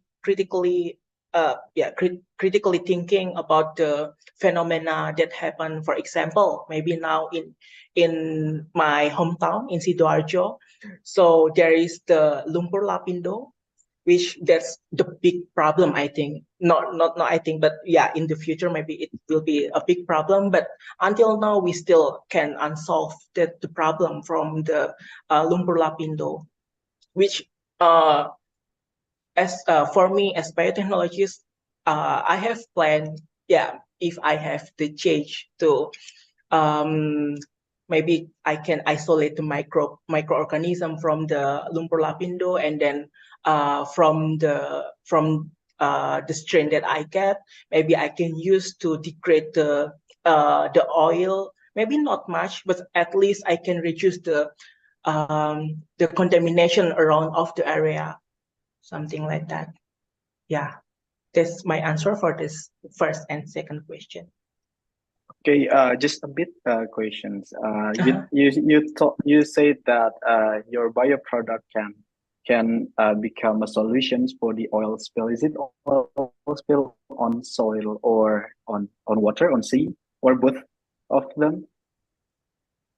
As long as so in my research, I still how can I say, like, I still didn't apply in the environment directly, but we already did the in the lab.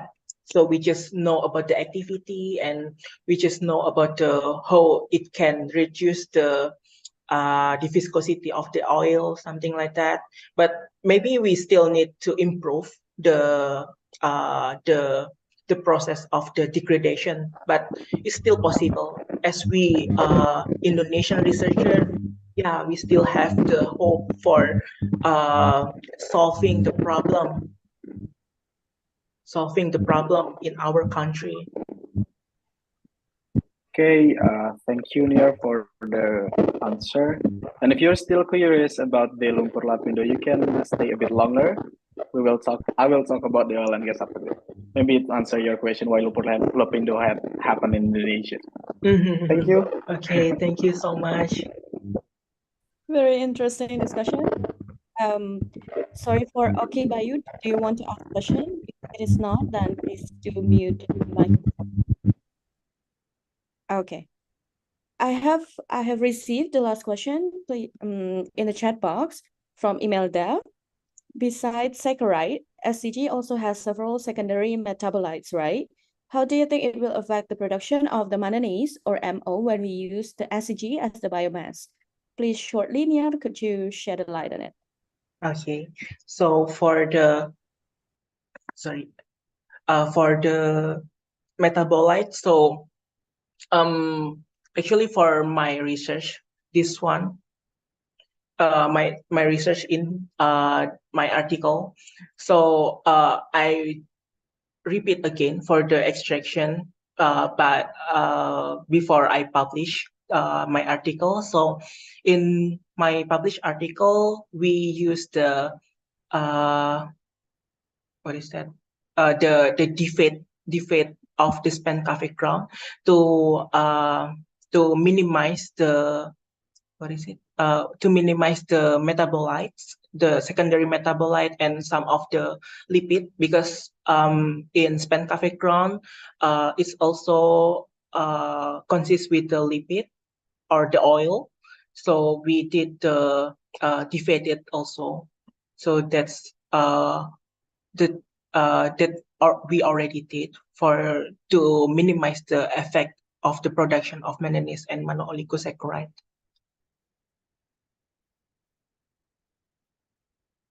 Okay. That's it. Is it clear, Imelda Tasha Megayu?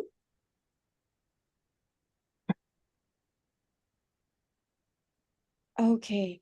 So actually, okay, it's clear enough. So actually, there is one more question, but we only have 2 minutes. So the question is, in terms for convincing the urgency of biotechnology, is there a plan to join the company to share your experiences and give the contribution?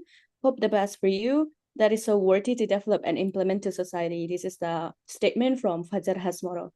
If you have any comment here. Okay, thank you so much for Fajar. But for the question, maybe is there plan to join? Okay. For me, plan to join the company for now because now I continue my PhD. I just started my PhD in microbiology in Chula. So in the future, I still have plan for in honest for postdoc and my um and for sharing my experience. Of course I can share, but not in company, maybe in the future, but maybe in the university, or yeah, some of the NGO maybe, because in Indonesia now already have some of startup or NGO also that's already work for the biotechnology. But for the environmental and agriculture, I think it already have, but not many than the medical biotechnology. Okay, so in conclusion, you are more interested to share it in academia way, right? Yes, that's Okay. right. Okay, so our time is up for Niar's session. Please do give a virtual applause to Niar. Thank you, Ms. Dika and everyone. I hope it become insightful. It's very insightful. Thank you so much, Niar. Let's proceed Welcome. to our next session, which is the third presentation that will be shared by Egi Ramdhani. Egi today will shed a light on the topic of seismic simulated annealing inversion about the bridging geoscience and people need. Let me introduce him briefly. Okay, so Egi studied his Bachelor of Engineering in Geophysical Engineering at Universitas Lampung, and also just received his Master of Science in Petroleum Geoscience of Geology from Chulalongkorn University recently at 2020. He has several publications. One of them is about the hydrocarbon reserve calculation in Talang Akar formation using petrophysics analysis and AI seismic inversion with map algebra approachment in Bisma Field, South Sumatra Basin. He also has several working experience, and now he's working as an environmental specialist at Superintending Company of Indonesia, or Sukovindo. He also has received a lot of grants and award, which is recently is the on the best innovation at the hackathon at Sukovindo as well. So Egi, are you ready to share your presentation? Yes, sure. Thank you. Wait. Okay, just so reminder, you will have 30 minutes to present your Yep. research and will be followed by sharing and discussion. The floor is yours, Egi. Okay, so is it shown right now? Yeah, it's visible. Okay. Okay, so first of all, I would like to say thank you to all the people who already are joining this event, especially for the committee for inviting me on this marvelous event. And I hope this event is not stuck in here. I hope this has become the gradual event in the next time. And for maybe like 30 minutes ahead, I will talk about the seismic simulated annealing inversions, bridging the geoscience and the people need. And yeah, this is my thesis, of course, and this got the best thesis award at the Petroleum Geoscience program in Chulalongkorn University 101. And I'm not sure that all of you who coming in here today is coming from the geoengineer or geology, either geology or geophysics. So I make my thesis more simply to understand for all of you.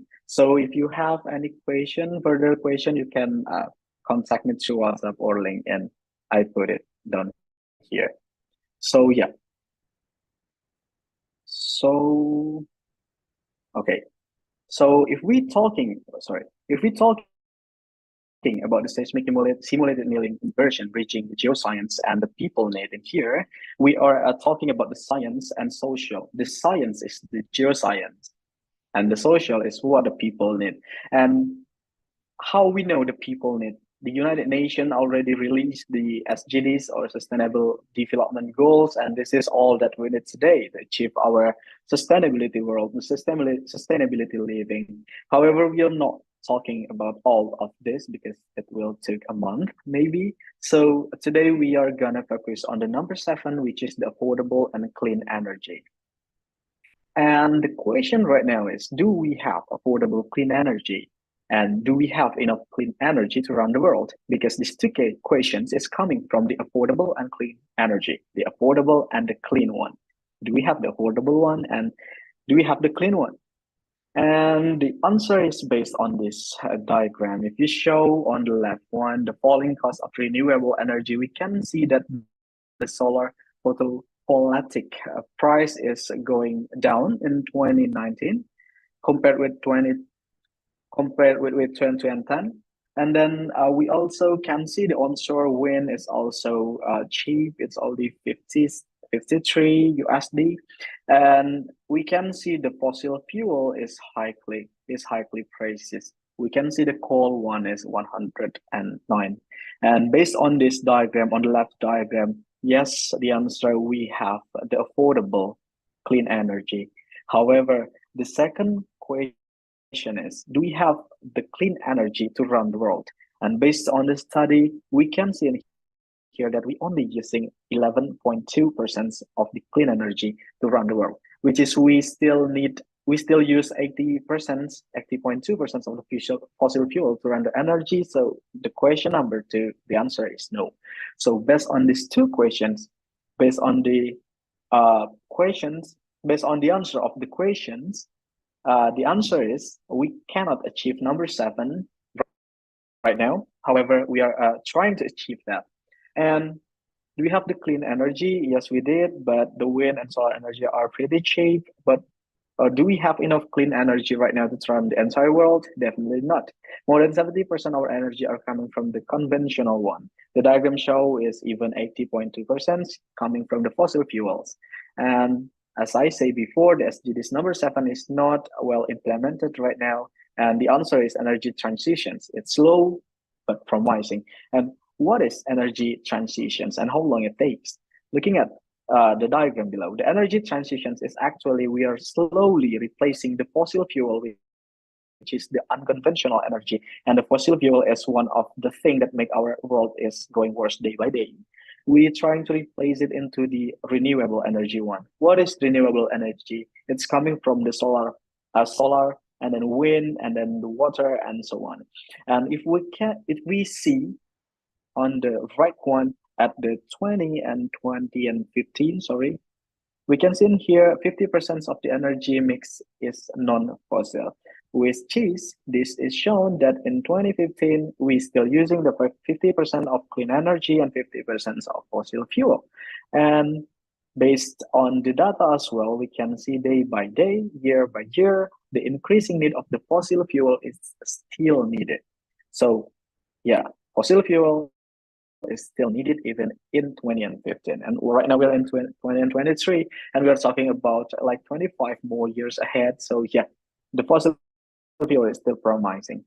And then the question is, oil and gas reserves are draining. If you watch the news, if you watch something what happened in Middle Eastern right now, yeah, it's kind of like a conflict, and oil and gas become a main issue, not a main issue, but one of the issues right now, because the oil and gas reserves are draining right now. Once the Middle East stop their import or export, their import of their export, of the oil and gas, yeah, most of the entire world are stopped working. And because of this draining, we need the other potential reserve to service the community. And how we're trying to find it? We should use science. If you know how to get the crude oil, it's using the well, right? And one thing that you should, the people, the Pertamina, let's say about Pertamina is not drilling their oil well on the random places. Talking about the Lapindo one, it's using a lot of science in it, and they are, I believe, that beneath the Lapindo one there is an oil reserve, oil and gas reserve. But why it coming like that? It's called the blowing, because the pressure beneath the earth was quite high enough, and yeah, the science was failed to predict that, and some of man error, and yep, it's kind of happened. That's pretty bad in oil and gas industry, but yeah, that was the risk on drilling the oil and gas well. Okay, so we're coming to the main part of the thesis. My thesis is run on the Gulf of Thailand. There is a huge basin in here. Basin is something, a place beneath the earth that we call by the reservoir. Reservoir is possibly there is an oil and gas in it. Why I say possibly? Because based on the science, sometimes it's proven, sometimes it's not, and how to find it proven or not using science, and using one of them is using simulated annealing inversions. If we see the diagram in here, the Patani Basin is an old basin. It started in 1968 using 2D seismic acquisitions, and in 2020 they already have 29 exploration blocks in Gulf of Thailand, and mainly it's from PTTEP, which is the oil and gas company from the Thailand. And then the general geology in here, the Gulf of Thailand, which is the location of oil and gas, was located beneath the earth. It's about 1.4 second beneath the earth, and its locations is in the lacustrine or fluvial plain depositional setting. So back that time, long time ago, this locations is pretend to be an alluvial, or like Jakarta right now, or Semarang, or kind like that. And the age is in late Oligocene. So if you are in a high school learning about this thing, you may be familiar with the Oligocene one. And if you're watching the dinosaur, it's a long way below. So yeah, the Jurassic one is long way below the Oligocene. And what is the data that I need? The data that I use is actually well data and seismic data. The well data that I use is drilled across the area of the area of the study. I have a lot of data in here. Well name is U1L until U11D and so on. So this all of the data is get from the drill well. So they drilled well first. Sometimes it's coming to 4 kilometers beneath the earth, and they get the data in it. And then they run some, and they run some science in it, and they can justify is it there is an oil or gases on that locations or not. So after using the well and the seismic one, we're talking about the methodology. The data that I use, I say to you, I only use the well of data and seismic STM volumes. This is quite academic. I'm sorry if you are not coming from the geological background, but yeah, in short, I use two kind of the data, which is we call it seismic volumes and well of data volumes, and then etc. I'm trying to merge this two thing, become well to seismic pi, and then I'm trying to interpret the horizons, and then I'm trying to inversions using the inversion analysis. The inversion analysis will generate the inverted volumes, and the inverted volumes will be compared the results with the a blind test with the well data. The comparisons of these two things can imagine the beneath the earth conditions, the oil and gas condition. Is it oil? Is it gas? Or sometimes it's just blank. Sometimes it's just water in it. So it's not economically. This is the seismic well to tie. I'm trying to tie the well data into the seismic data beneath the earth. It's quite more academic thing. So yep, I maybe a bit skip this part. Time structure map. If you see the previous presentation by Niar, you see that there is kind of like a diagram, like a mountain in it. So This is actually like a mountain as well, but I'm showing you the 2D versions. So the red area showing the high positions, the high locations, and the blue one showing the low locations. If you want to trying to imagine this, just imagine like a cup. You put it back right here, and red one is on top of the cup. Sorry, on the bottom of the cup that became the top one. And that position is the location where oil and gas are trapped. So the first observation one, I found the sand in here. Why sand? Sand has the porosity. If you're pouring water on sand, we know that sand is keep the water. The sand is keep the water in it, right? But if you pouring the water on the clay, or in Indonesia we know clay as a tanah liat, you pour the water on tanah liat thing, and then the water just go. So the clay is kind of like leaf, kind of like leaf, and it's the water is not coming through in it. But if we're talking about the sand, the water is coming through in it. So oil and water is kind of like similar thing. It's liquid. So why sand? Why we are trying to find sand beneath the earth? Because sand is mostly contain an oil and gas. Then I'm trying to locate the position of the sand. If you see in here, the depth is like 7.4 thousand feet beneath the earth. So I'm not sure, maybe this is about 4 kilometers below the earth or something, and it's quite deep actually. And I found several sand in here. We call it sand A and sand B. Sand A and sand B. The first thing is we already found the possibility location of oil and gas beneath the earth, which is on sand, right? And the next exercise is how to prove that in this sand there is an oil or gas, or it's just a blank thing. And then I've run several thing, we call it the rock basic thing. I plot the RHOB, which is the density log, the P wave log, the P impedance log as well. And again, this combination interpretation showing the location of sand A and sand B. So this method is actually showing the high quality result that the sand is actually precise location of sand in about 10,000 feet beneath the earth. And if we can see the low density sand, the yellow one is something that we trying to find, because the low density sand is contain mostly more oil and gas compared with the high density sand, which is the blue color, or the cell one. The cell one is kind of like a clay. It's not keep oil and gas. It's just like they are rejecting oil and gas. So oil and gas are trapped on the sand, either sand A or sand B. But at this time, I'm not saying that oil and gas trapped on sand A or sand B, because we still need another science to prove that.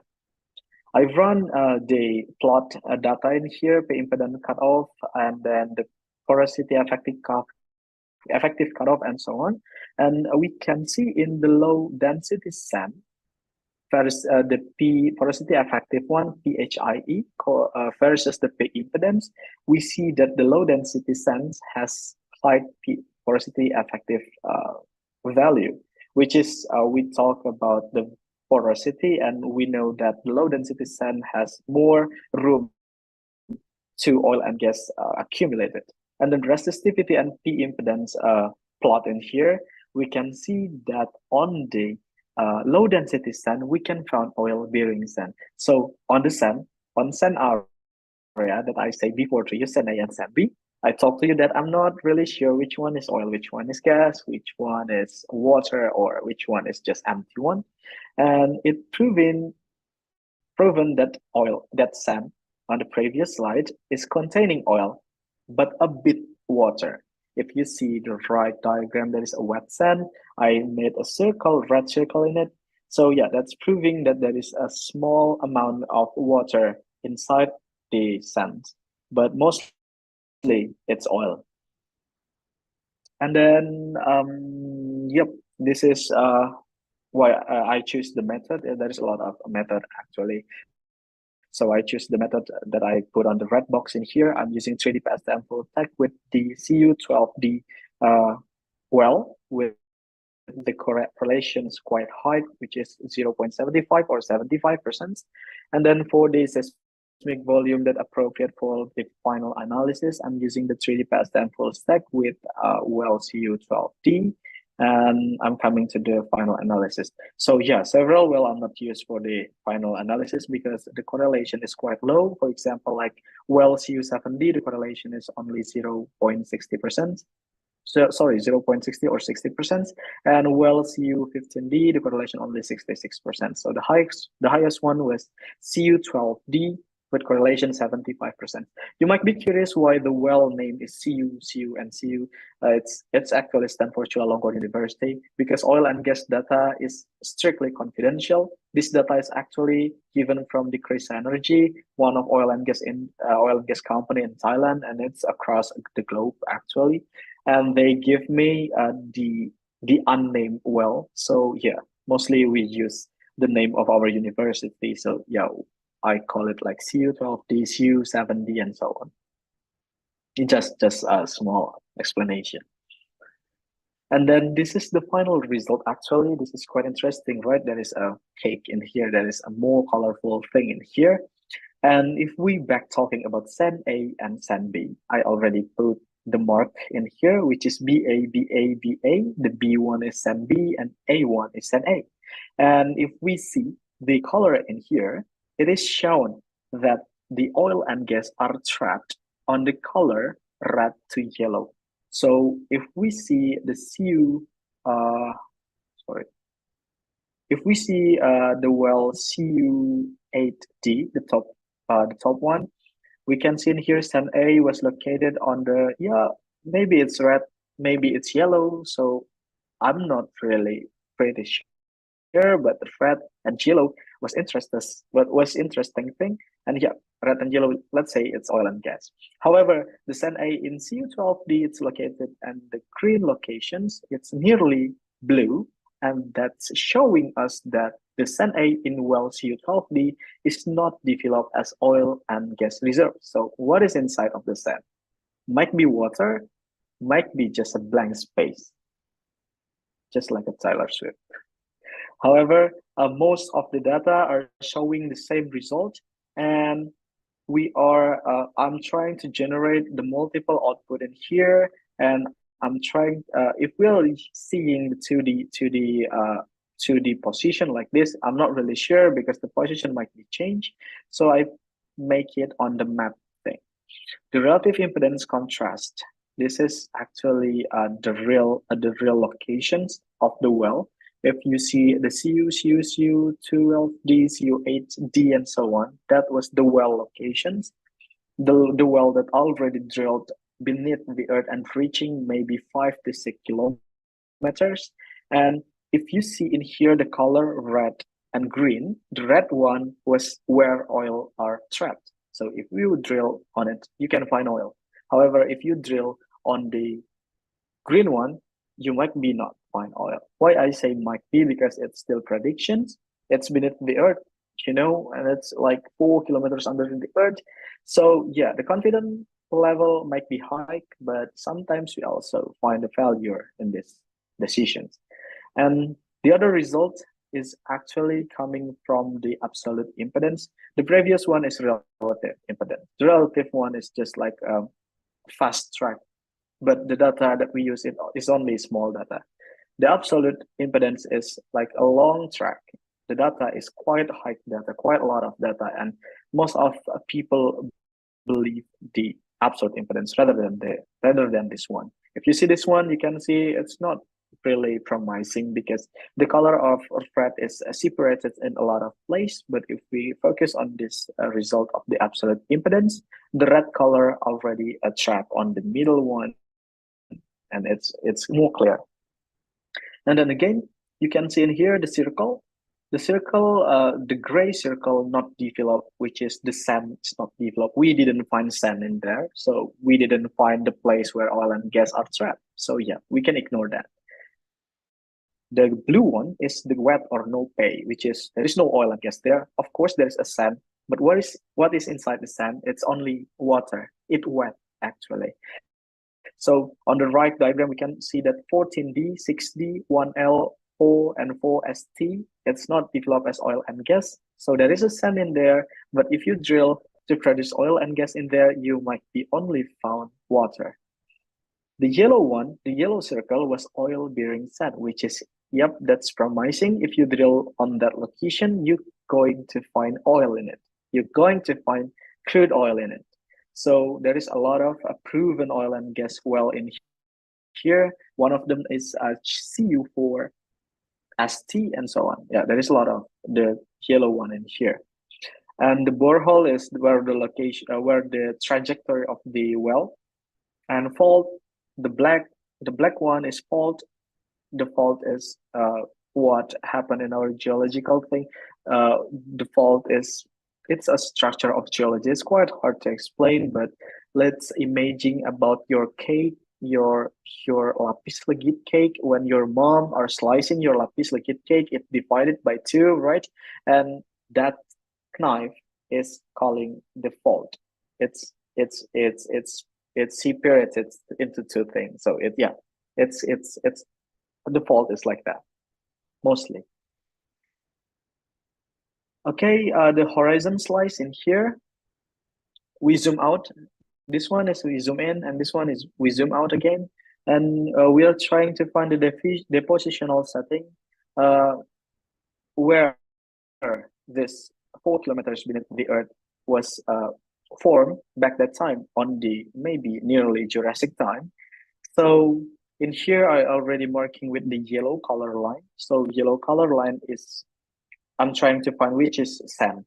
Inside of the yellow color line is sand. Outside of the yellow color line is not sand. We call it shell. So it's not sand. There is no oil and gas there. If we see the path in here, the pattern is more like alluvial fan. So if you confuse about the alluvial fan, imagine Delta Mahakam, if you know Delta Mahakam, or quite a bit hard to explain, but yep, on the north is where the river come, where the flow of the river come, and in the south where the river are spreading like a fan. Yep. So the river is coming from the north to the bottom in here to the south, and it's spreading below. So it's reaching the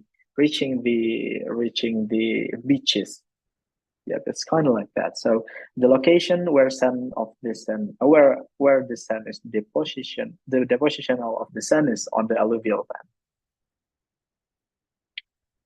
Absolute impedance stack 3D seismic PSTM, it's showing the same thing. Actually, it's not really. Yeah, I already explained this before. And we are coming to wrap up all of this. We are coming to the conclusions. The first one is lithology, fluid within the reservoir, compaction effect, density value, P wave. Moreover, it's affecting P impedance value. Yes, P impedance is something that we are trying to find on this research. And then the second one is rock physics analysis at the rock physics class plot show that P impedance cannot discriminate high density sand with shell. Yes, I show you that we only can find which is sand, which is non-sand, but they cannot divide it which is the high density sands and which is a shell. However, since the high density sand and shell is not the interesting part of this research, I just keep it. So it's not really necessary on this research. The third one is absolute P impedance inverted volume has better result in imaging the distribution of oil-bearing reservoir than relative P impedance inverted volume. That's what I say before, because the relative P impedance volume are showing not really confident result. However, because it's using the small data with the fast track how to say that, with the fast track calculations, and the absolute P impedance using more data, and it's a slow track calculation. So yeah, absolute is more showing a better result. And then the fourth one is absolute impedance inverted volume for full stack, mostly can use to identify the oil bearing sand and confirm by blind test well. Yep, let's save the previous one. Absolute impedance we are creating using a lot of data, and I'm running this during the COVID time, and it takes a month, nearly 2 months actually, and it's a really long time. For the comparisons, is absolute impedance I generated for like almost 2 months. The relative one I only generated for 1 week. So yeah, you can imagine which one is better. Absolute right. And then last but not least, in the full tech absolute P impedance inverted volume has the best match with 10 wells out of 10 wells match. And for SEN A and 10 wells out of 11 well match for SEN B. Yep.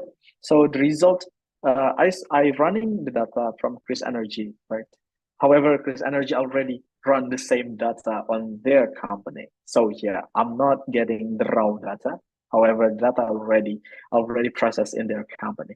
So the blind test is used to match my result with the Chris Energy engineer do. And the result is for SEN A, 10 out of 10, which is pretty good. And the SEN B is 10 out of 11. So one well missed. So yeah, that's pretty good as well. So yeah, this is quite interesting because my research can reach the same output, the same result with what the engineers do in the Chris Energy. And then the last one, the inverted volumes in this research are not proven to fully differentiate oil-bearing sands apart with wet sands. Further research of wet sands will be useful for future interpretations. Yes, in this research, like I said before, also although there is a slightly wet sand, the slightly sand that contain the water, the confidence level is quite low. The first one is because the data is not really sensitive to discriminate the oil and wet sand. That's why the further research are needed for this. However, since the blind tests are showing the best research result, which is 10 out of 10 for the SEN A and 10 out of 11 for the SEN B. So yep, although the wet sand is not well discriminated out of oil-bearing sand, the result of this research is still useful for the further analysis, for the further calculation, and for the further decisions. So yeah, I think that's all my presentations about the oil and gas. If you have a question, please let me know. And if you have further questions out of this event, you can reach me at my WhatsApp. You can find it at this. You can see my WhatsApp number, right? And just let's have a connection in the professional thing. You can chat me. My DM's always open for you. And for Instagram, maybe you can ask me out of this thing. I think thank you. That's all from me. Okay. And Okay, thank you so much, Aggie. Very interesting research, very eloquent way to explain it as well. Please give a virtual applause to Aggie. Okay, let's proceed with the sharing and discussion session. Okay, Niar, please the question. Oh no, you were only applauding. Okay. Is there anyone who would like to ask Aggie about his research or any other thing? It's fine. Anyone? Okay. is it quite more academic? So maybe you're still like learning to process this. I see, because maybe we are coming from a very broad background as well, so it's kind of like Yeah, needed I to think. understand. Okay, I Yeah, have yeah. curiosity a little bit on your conclusion at the last part.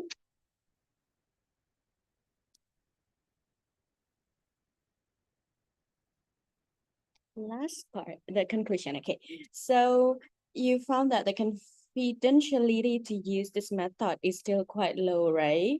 Do you have any suggestion for in the future what kind of method that will have higher confidentiality or better describe to distinguish between the wet sands or the oil-bearing sands? Okay, so actually, if we're talking about the method how to find oil and gas, there is a lot of method in it. There is multi attributes. There is the AVO, there is the EVO, and so on. The AI one is one of them. The AI is not stand for artificial intelligence, however, it stands for the acoustic impedance. So the combinations of the method are showing the best result. So by running a lot of method and then we compare one to one, we can find the best.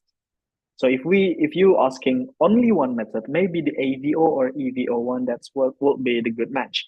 However, my suggestion is use a lot of method and then try to compare it. why I using this method on my thesis is because I'm the COVID angkatan COVID. So yeah, it's kind of like that. So I'm running this kind of thesis during the COVID outbreak. The Chulalongkorn University is closed for, I'm not sure how long it takes, near maybe it's like a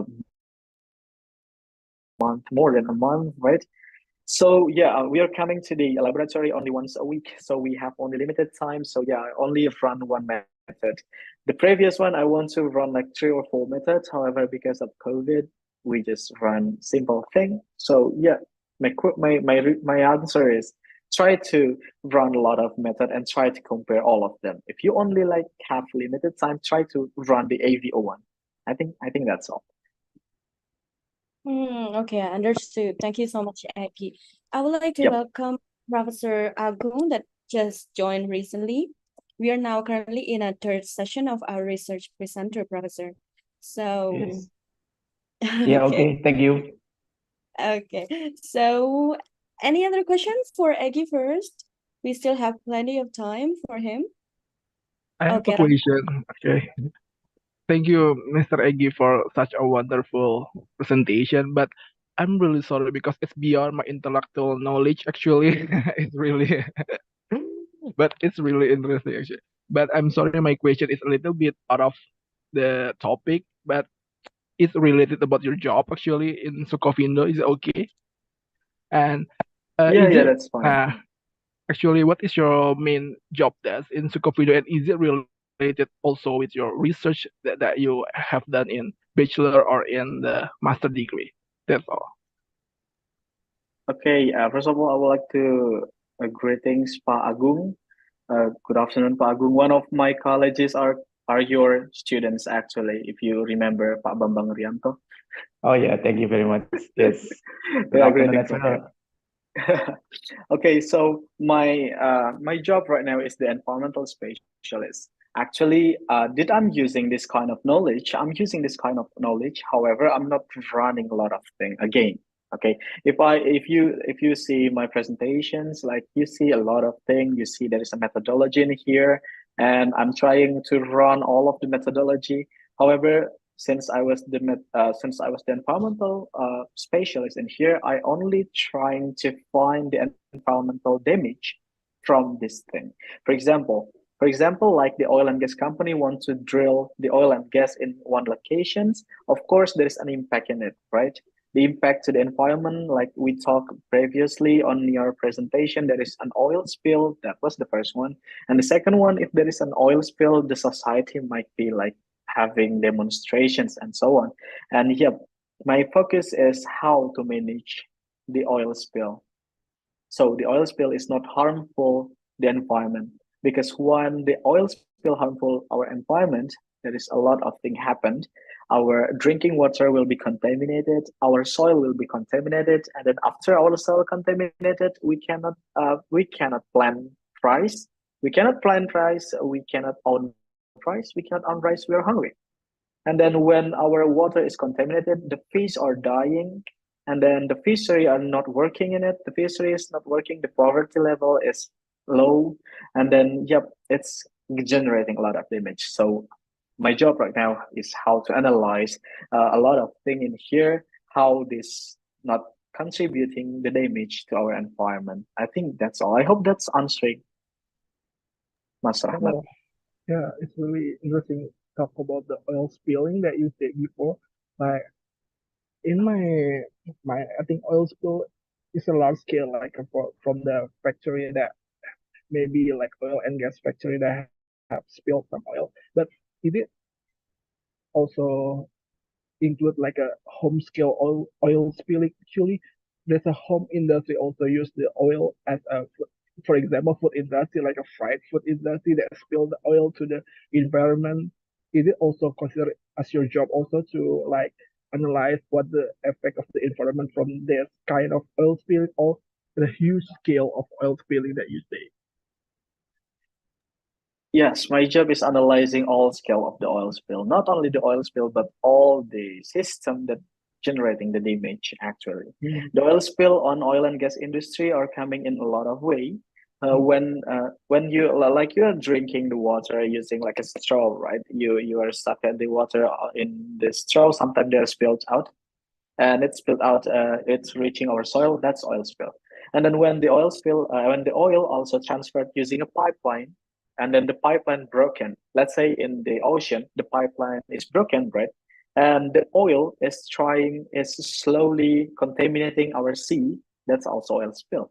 So if we're talking about oil spill, there is a small one, which is location maybe only only like 9 meters square. It's oil spill. And what happened in Balikpapan, in the coast of Balikpapan back that time, there is a huge area of the oil spill, and that's also the oil spill. So oil spill is a, is have a lot of meaning. So yeah, we're talking about the spill. It's not on this place, so it's oil spill. Okay, thank you. Thank you, Mas Okay. Rahmat. Okay, is there any question more for Eggy? Any question if it's not research related about his job or how do he manage his research during COVID? It will be interesting to listen actually, Eggy. I would like to invite you to tell it a little bit. How about your experience as Chula student conducting research in a COVID time, but still have managed to get your master done on time? Okay, maybe Niar have a question first. Oh, okay. Niar first. Okay, thank you for the change. And I would like to follow up the Tika previous question about the methodology. So how about the cost of the method that you already did? So is it high cost or lower cost? So we can maybe for the industry can consider about which the lower cost, because mostly about the business we talk about the lower cost and high how can I say, like high intake, something like that. So yeah, that's my question. Okay, thank you, Niar. So first of all, let's talk about the data that we need. So basically, I only need the well logging data as this presentation and seismic data. So all of the method is still using these two data. And then let's divide the methodology that I use with maybe you use at the biotechnology. You use like laboratory analysis, like you buy something, you generate something, you use like a substance and so on. But in my result and in my research, mostly our research in geological and geophysical thing, we only use computer, just computer. Okay, so the cost of the computer, you might be know the cost of the computer, and all the methodology are using the same computer. The cost might be charged if using the different software. So we buy the software, we buy the license, right? So the license of the software might vary. One license maybe cost like slightly under of the others, but the cost is, let's say 11 12 is quite the same. So methodology, we're trying to different the methodology is not affecting the cost, because the cost will be slightly different, so it's kind of like a same cost. However, the different methodology may affect the time. Different methodology may generate in like 3 or 4 months. The other one may be like only a week. So yeah, it's not affecting the cost, but it's only affecting the time to generate it. I think See, that so it's that mean like your methodology is like computational geology, something like that? yes, we are more computational geology. Okay, I got it. Okay, Yeah. thank you, Kaiki. Yeah, sure. There is also the laboratory geology, but the laboratory geology is trying to take a sample, and then they're trying to microscopic the sample that is an oil or not in this place. But I'm not working on it. There is another geology ecologist are working on it. All right. Is there any more questions to Aggie? No? Okay, if there's no, Aggie, do you have something to add up maybe? No?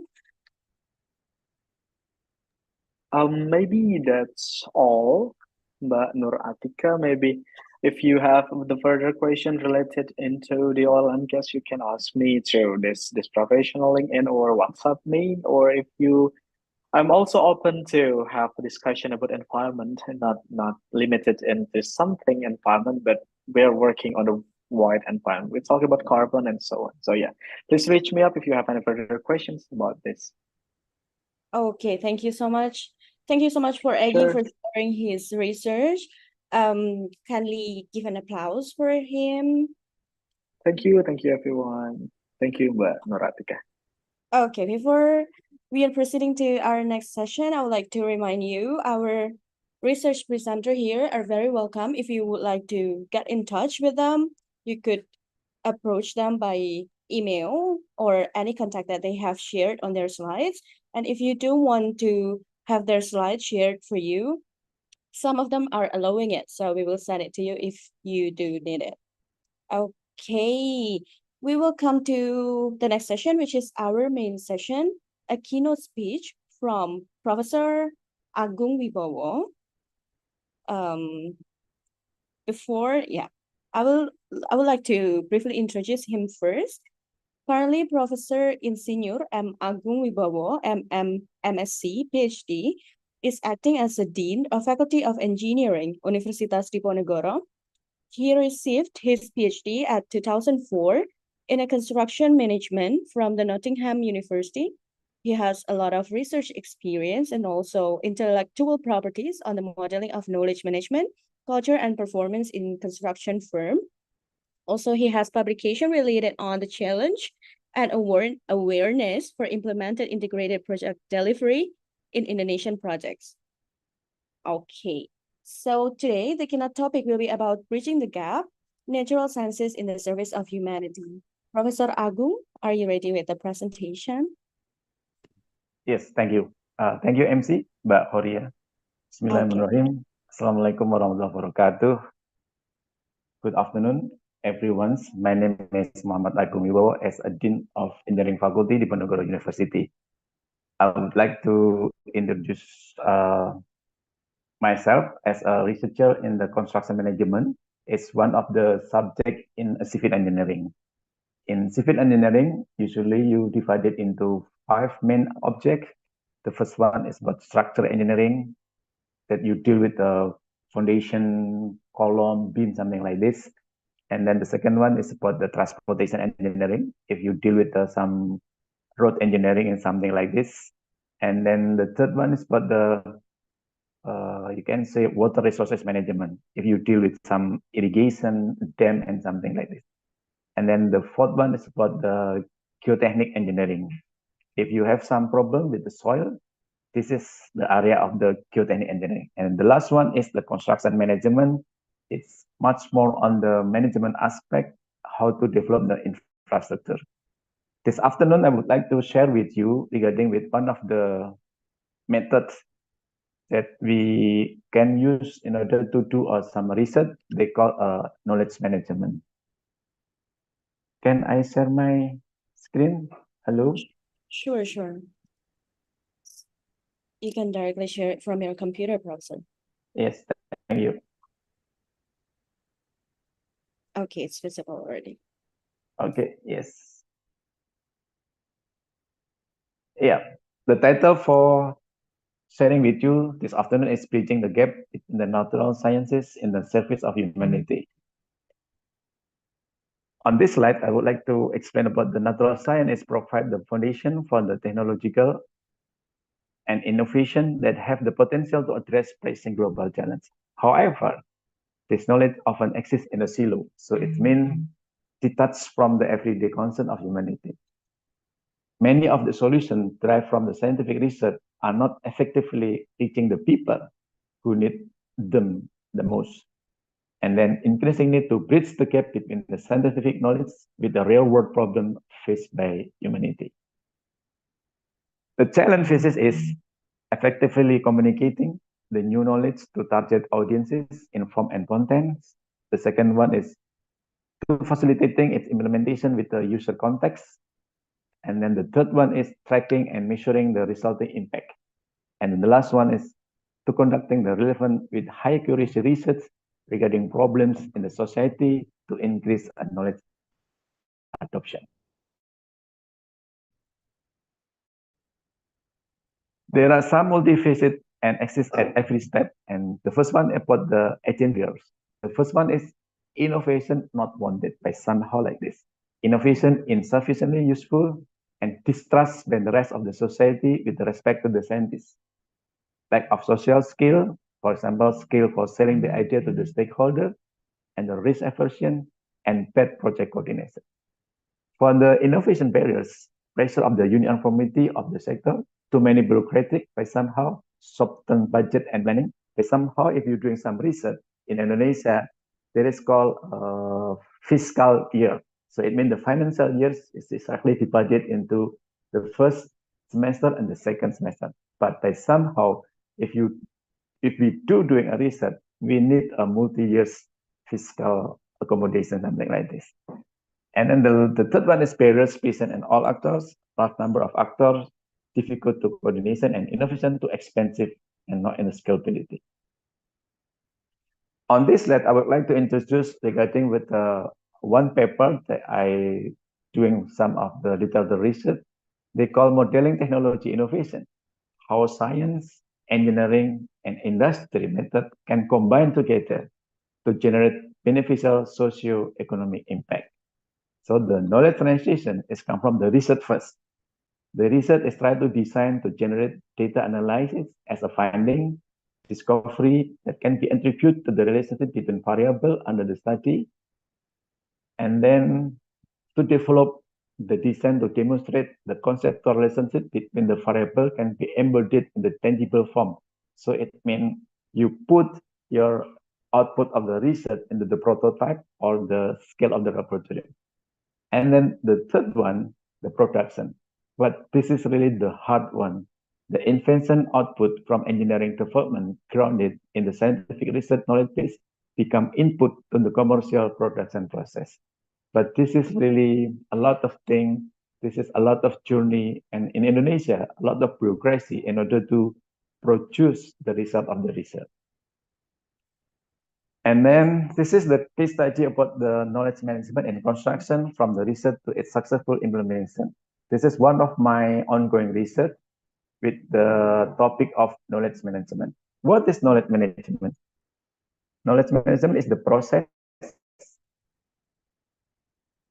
for acquiring, sharing, updating, and managing knowledge within the organization to achieve productivity, efficiency, cost reduction, and organization performance by Dalkir 2005, Mehta and Tariq in 2020. Knowledge management is a method to prevent, once more again, to prevent the knowledge loss if the employees are promoted or leave the company.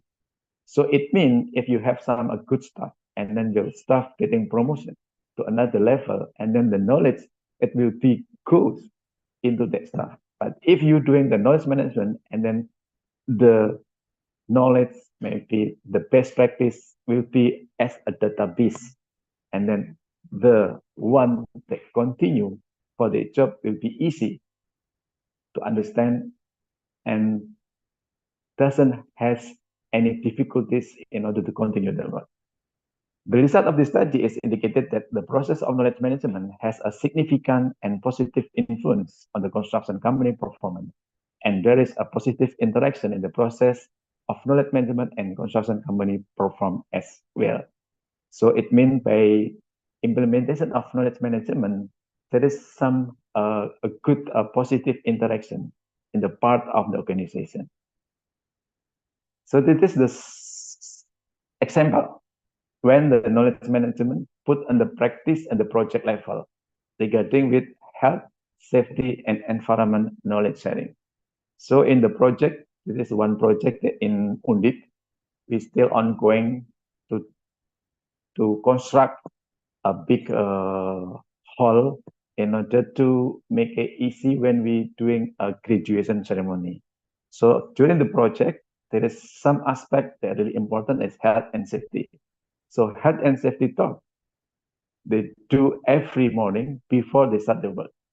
And then they also have a health and safety meeting and safety induction, who is the visitor is coming or who is new employee or new staff on the project is coming. So you have to doing a safety induction. And then another one is toolbox meeting. Toolbox meeting in every single part of the construction project. You have guidance for the labor before they go to the project regarding with aspect of health and safety. And then there is some audit. They come from the management. They call management walkthrough. And the last one you can see on this slide is simulation or training. So during the project, you have to do some simulation, some training in order to make the skill for the labor in the project if something happen. So it means you have to be prepared if some emergency happen, the skill of the worker and labor is already got the knowledge about this health and safety. And this is something lesson learned from the project. From the mass media, we can see while cutting the iron, two project workers were killed by 2 tons of casting in the Tangerang. So this is in Tangerang, there is some project that the tower crane is, the cable is broken and then make two project workers were killed. So in 2022, two project workers were killed by 2 tons of casting that construction project in Tangerang because the iron crane bucket rope containing casting broke and fell, then hit the two workers who were cutting iron. So this is an accident in the project. And how to make this one to be the knowledge management? The process is, the first one is on the head office level and the project level. So every construction project has to sign on the project level, it means on the field, and then at the head office level.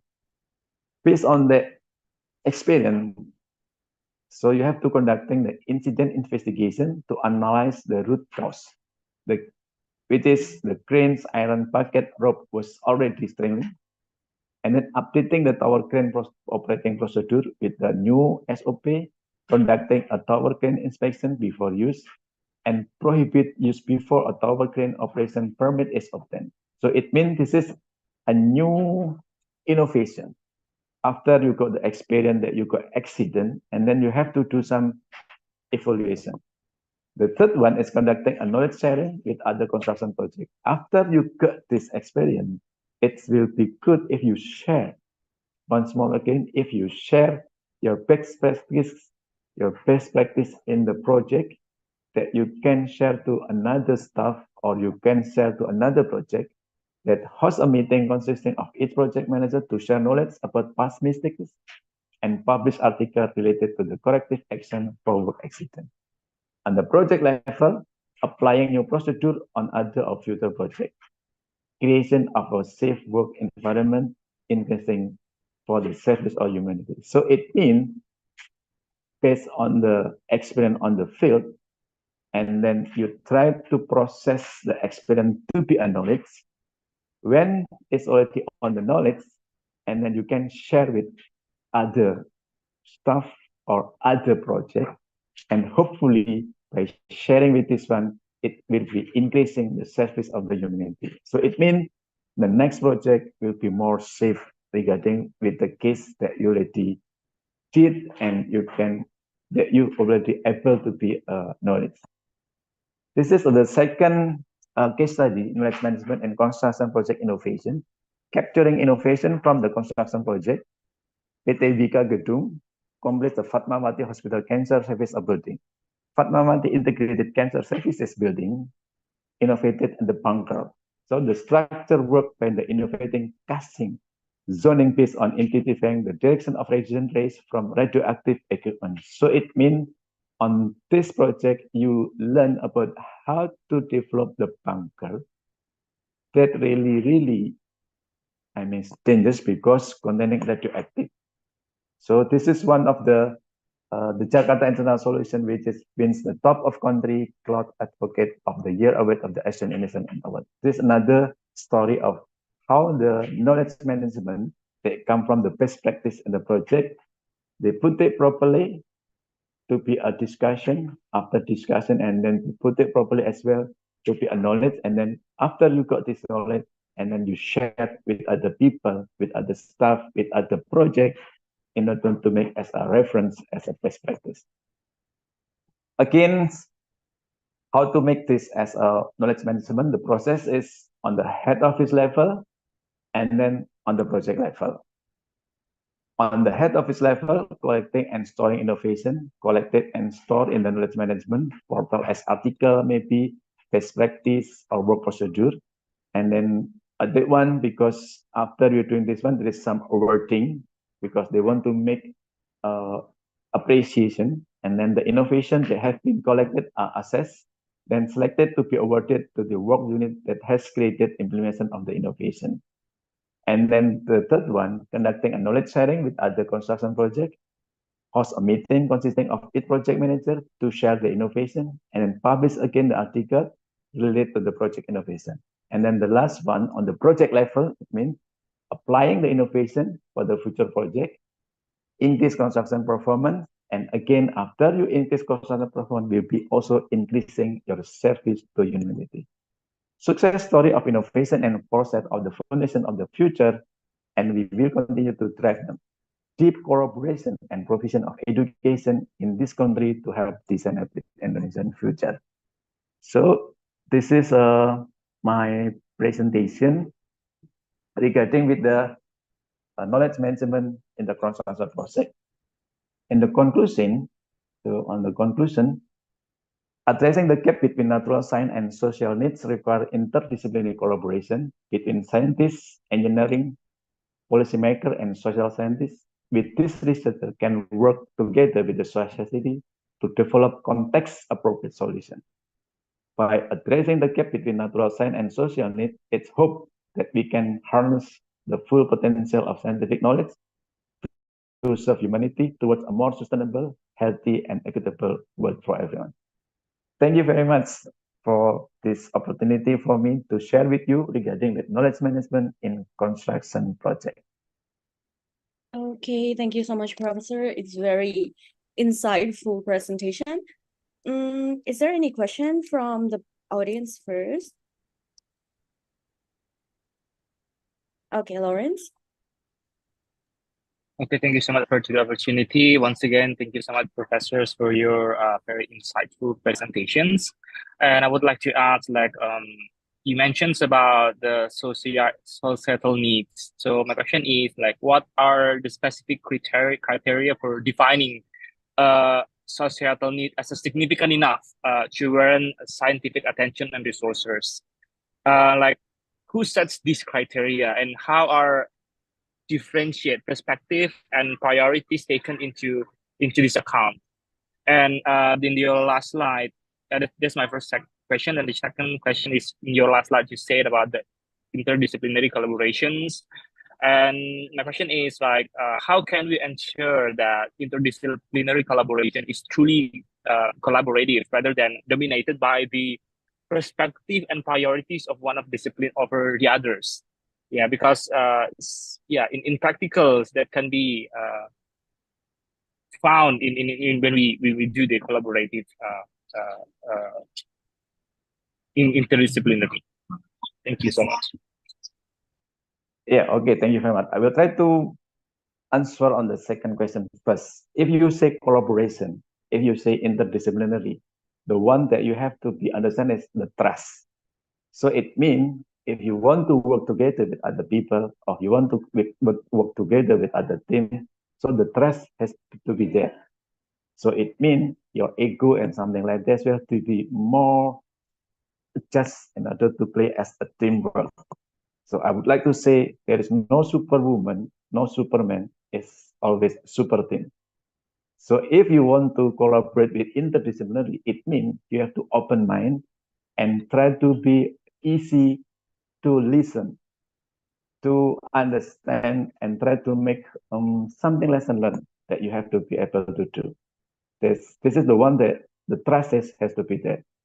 And then the second one, you're right, it's not easy because by somehow every single scientific has their ego in order to put more, that I am the one that more stronger than you.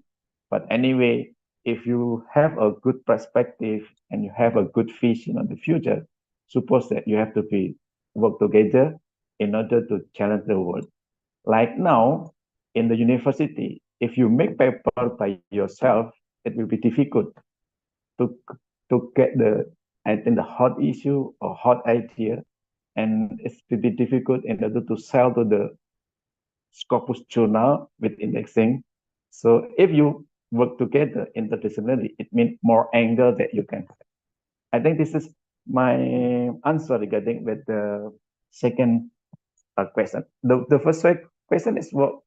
Can you repeat again the first question? The first question is about the societal needs, because it was mentioned about the societal needs and what is setting that needs is important enough to be taken into scientific consideration. Is it correct, Lawrence? Yes, and in addition, like who sets the criteria and how are different perspective and priorities taken into the account? Oh yes, okay. Every single society has their own local wisdom. So it means you have to be understand the local wisdom and each single society that you meet. For example, in my background about the civil engineering, if you have a project in Central Java province, which has a culture of Central Java province. So you have to be understand about this one. And then if you have a project in maybe in West Java province, so you have to understand that there are some local wisdom that exists on the West Java province. For example, in my case, in Central Java province, there is some region they call Jepara. Maybe you still got the city, a small city on the north of the Semarang. The Jepara is very famous about the how to say in English, kerajinan ukir-ukiran. Yeah. And most of them are, I'm sorry to say that most of them are Muslim. So if you have project engineering in Jepara, they prefer on Friday is holiday. But on Sunday, they can go to the project. So it means this is the local wisdom. So every single society has their own local wisdom that you have to really respect and appreciate. So I'm really agree for the engineering that you have to be able to study about the socio engineering. So it means you have to be able to communicate with the local people when your projects in the every region that has specific and very, very unique culture. Yeah. Thank you. Okay, any additional question maybe from Lawrence, or is that clear enough? Yes, that's super clear. Thank you so much, Professor. Okay, next question is from Aggie. Yeah, good afternoon, Professor Agung. So I have two questions. The first question is resuming the questions from Lawrence, it's about the multidisciplinary collaborations on running the research. Is it, can we take an example of like kind of like environmental and social impact assessment like AMDAL and so on? Is it included? Is it one of the example of what you are talking about these collaborations? And the second one is you say that your example are telling us the value and then the accidents on the constructions. So I think it will be strongly related into the hazard and the identification or hazard documents. However, based on your presentation as well, that is who will creating that will be the central one. Let's say the real case we're talking about the Pertamina, the standard operational procedure are generating at Jakarta, and it will be implemented at the all location of Pertamina around Indonesia. And if we're talking about the failure on the constructions on or in the operation that using the same machine, that will be in line. However, if we're talking about the social, again, kind of like the risk communication SOP or standard operational procedure for the risk communication with the indigenous people or the local people, it will be different. Do we need some adjustment in this case, and is it well implemented? Is it something that usually happen in Indonesia right now, kind of like the adjustment of the standard operational procedure in each regions? I think that's all, Professor. Yeah, I think for the standard operational procedure, it means that you have to keep this one because this is as a rule for the its company that they have the value in order to keep this one. So it means if the local people have to be adjust. I got the experiment when the local people has to be have some training before they go to the projects. So it means this is the process of adjustment for the local people in order to have a skill, a certain skill, to adapt with the standard procedure they already declared by the company. So it means if you're doing like this, so you have to keep your SOP because this is the value of your company. And this is one of the key performance indicator maybe in order to do this one. But if you mention the social or the people or the local people, if they want to follow this one, there is some bridging or there is some terminology that you have to put some training before they put on the project. So this is some of the experience that I know some of the project in Indonesia. If the government push you in order to use a local people, but by somehow the local people by somehow is not fully scale or full scale about the project, and you have to make some training. And then the first question regarding with what did you say, Eki? About the multidisciplinary research or collaboration, is it same like AMDAL or Asia research, or it's just like an example? I'm just asking, is it one of the example or not? Oh, if you define the multidisciplinary, will be very, very large and very, very a lot of definition about this one. But in my case, regarding with a university or the scientific point of view, if you say multidisciplinary, it means that one problems you have to be put on the different angle regarding with the background of the expert. In university level, now they already introduced about OBE, outcome-based education. By outcome-based education, you have to do some capstone project.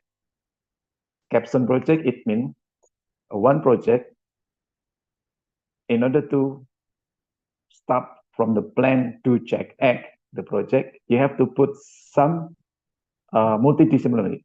I got some experience. I designed one building, but the team is come from the architect, the student from the architect, and the student from the civil engineering.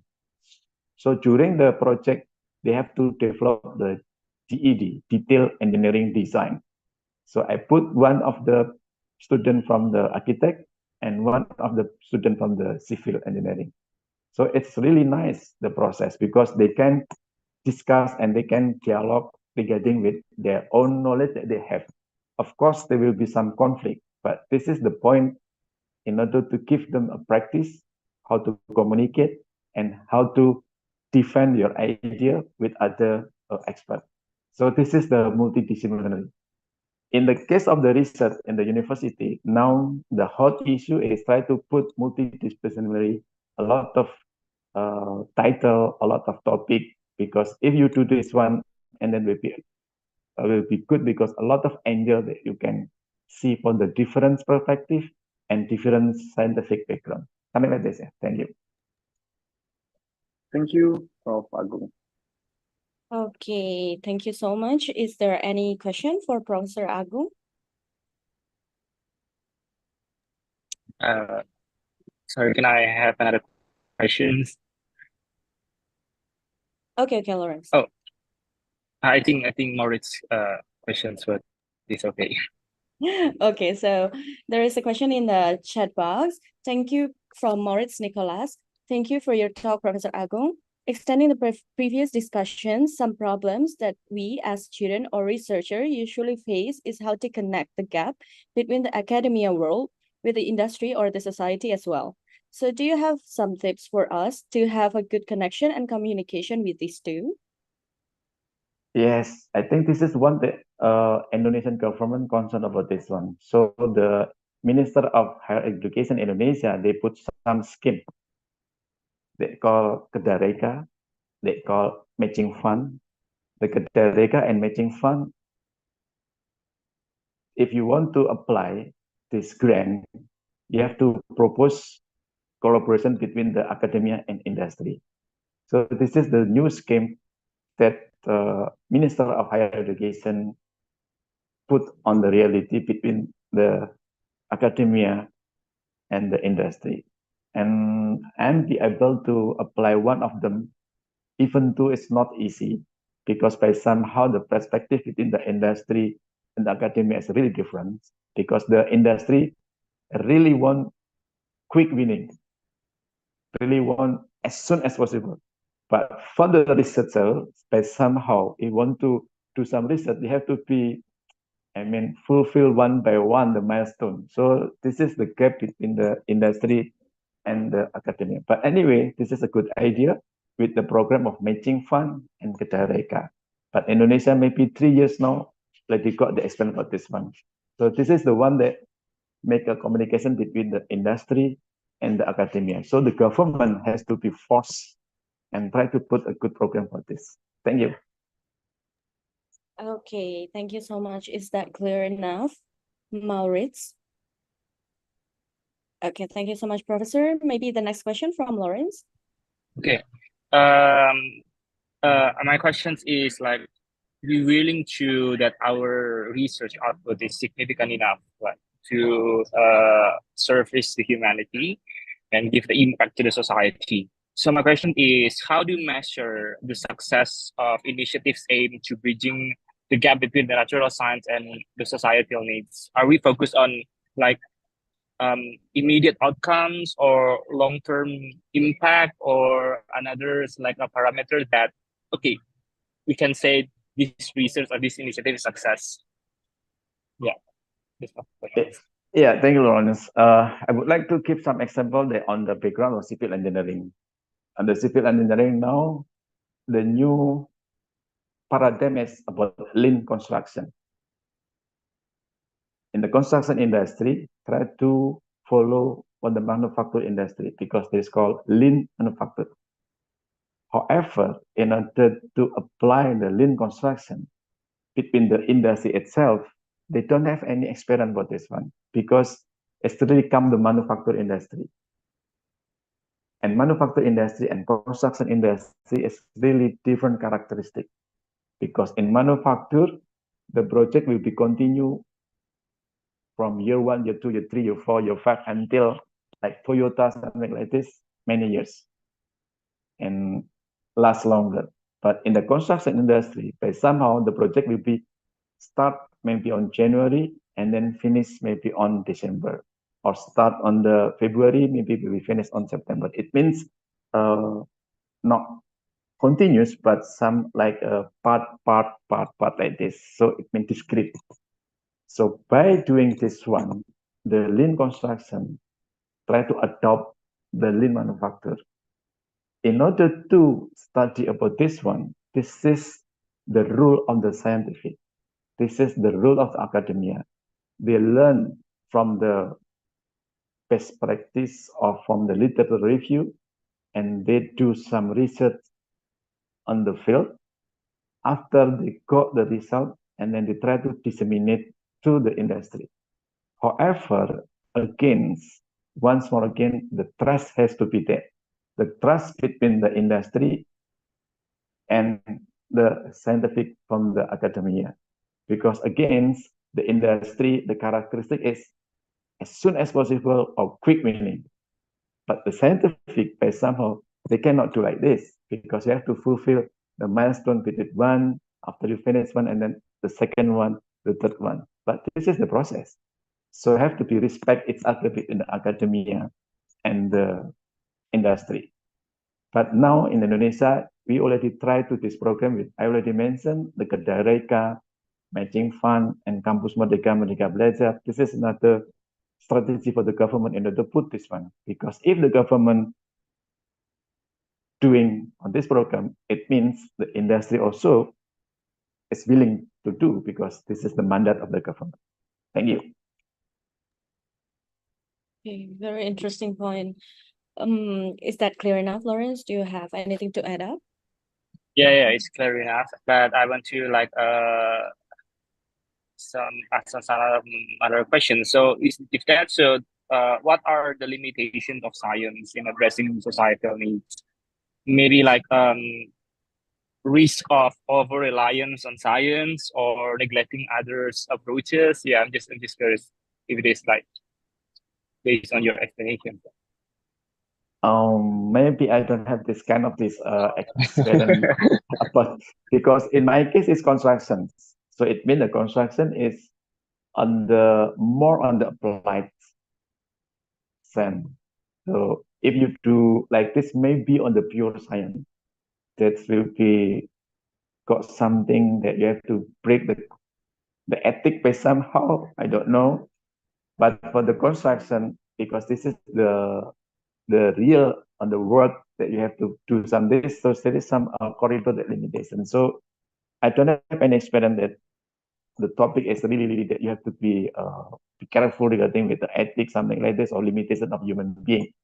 But in my case, in my research, is still on the corridor of the construction, that still on the corridor of the ethic that human being that is very normal. So I'm sorry, I cannot answer this one.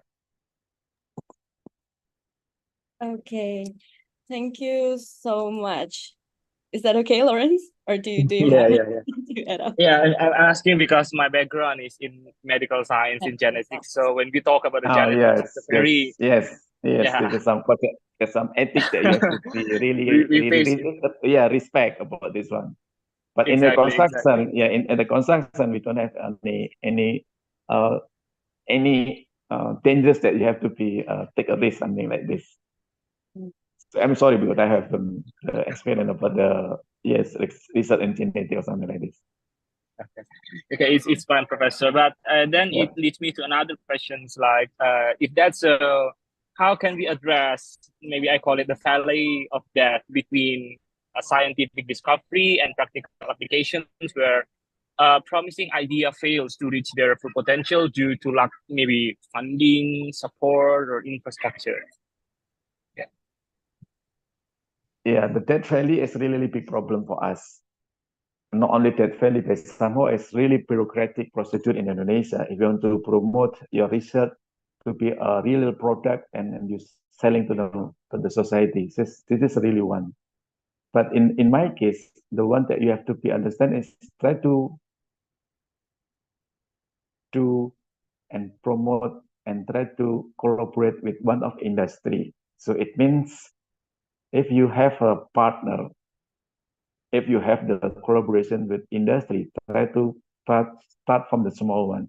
I got experience, one of my colleague from the architecture, one of the professor in architecture in Ponorogo University, she produced a ceramic that can absorb the noise. In order to put this product from the laboratory scale to the production site, it's really long a process because you have to fulfill first the SNE, Standard Nasional Indonesia, and then you have to be got the permission from the Departemen Perindustrian, and then by somehow you have to be support by the collaboration from the industry that maybe can produce this one on the mass production. So again, this is a trust with the academia and the industry. But anyway, we have to try to do this one little by little. Otherwise, there is not really happen. If you want the ideally, the academia will be supported by the industry. Another, my idea is if the government can be more wise in order to make some incentive for the tax, it will be good. So it means if the industry using some research from the output of the research from the university, there will be incentive of the tax. So it will be more benefit for the industry. If not, and then like now, because the industry really want to quick winning, and then the researcher in the academia is really, they have to do it, the milestone that they already develop one by one or step by step. That's it. Thank you. Okay. Is it clear now, Lawrence? Anything to Yeah. add? No, it's enough. Yeah, thank you so much, Professor. Okay, is there any other question? We do still have some time for other participants to ask. 1, 2, 3. Okay, no. So it will lead us to our last session. I would like to once again thank Professor Agung for time and very nice presentation today. Please raise up your hand to give an applause to him. Thank you very much, Professor. Okay. Before we are closing today's event, we would like to again take a photo because at the first time, Professor Agung hasn't joined us, right? So please for the participant to open up your camera. If you could. Okay, waiting. Fajar, maybe Anila Al-Kaif. Could you open your camera? Okay, if not, then please proceed. Okay, then thank you so much for our today's presenter and also keynote speakers. Once again, I would like to thank for your time and also insightful presentation to be shared with us here. I hope that it is not the end for our meetings, but it will also bridge our further collaboration in the future. So, okay, then I would also like to remind that tomorrow we will have the same kind of event at the same time. It will be the topic about social sciences. So see you tomorrow as well. Personally, I would like to thank and say sorry if I have any mistake while conducting this event today. So thank you so much. This is it for today. Good afternoon, everyone. Wassalamualaikum warahmatullahi wabarakatuh.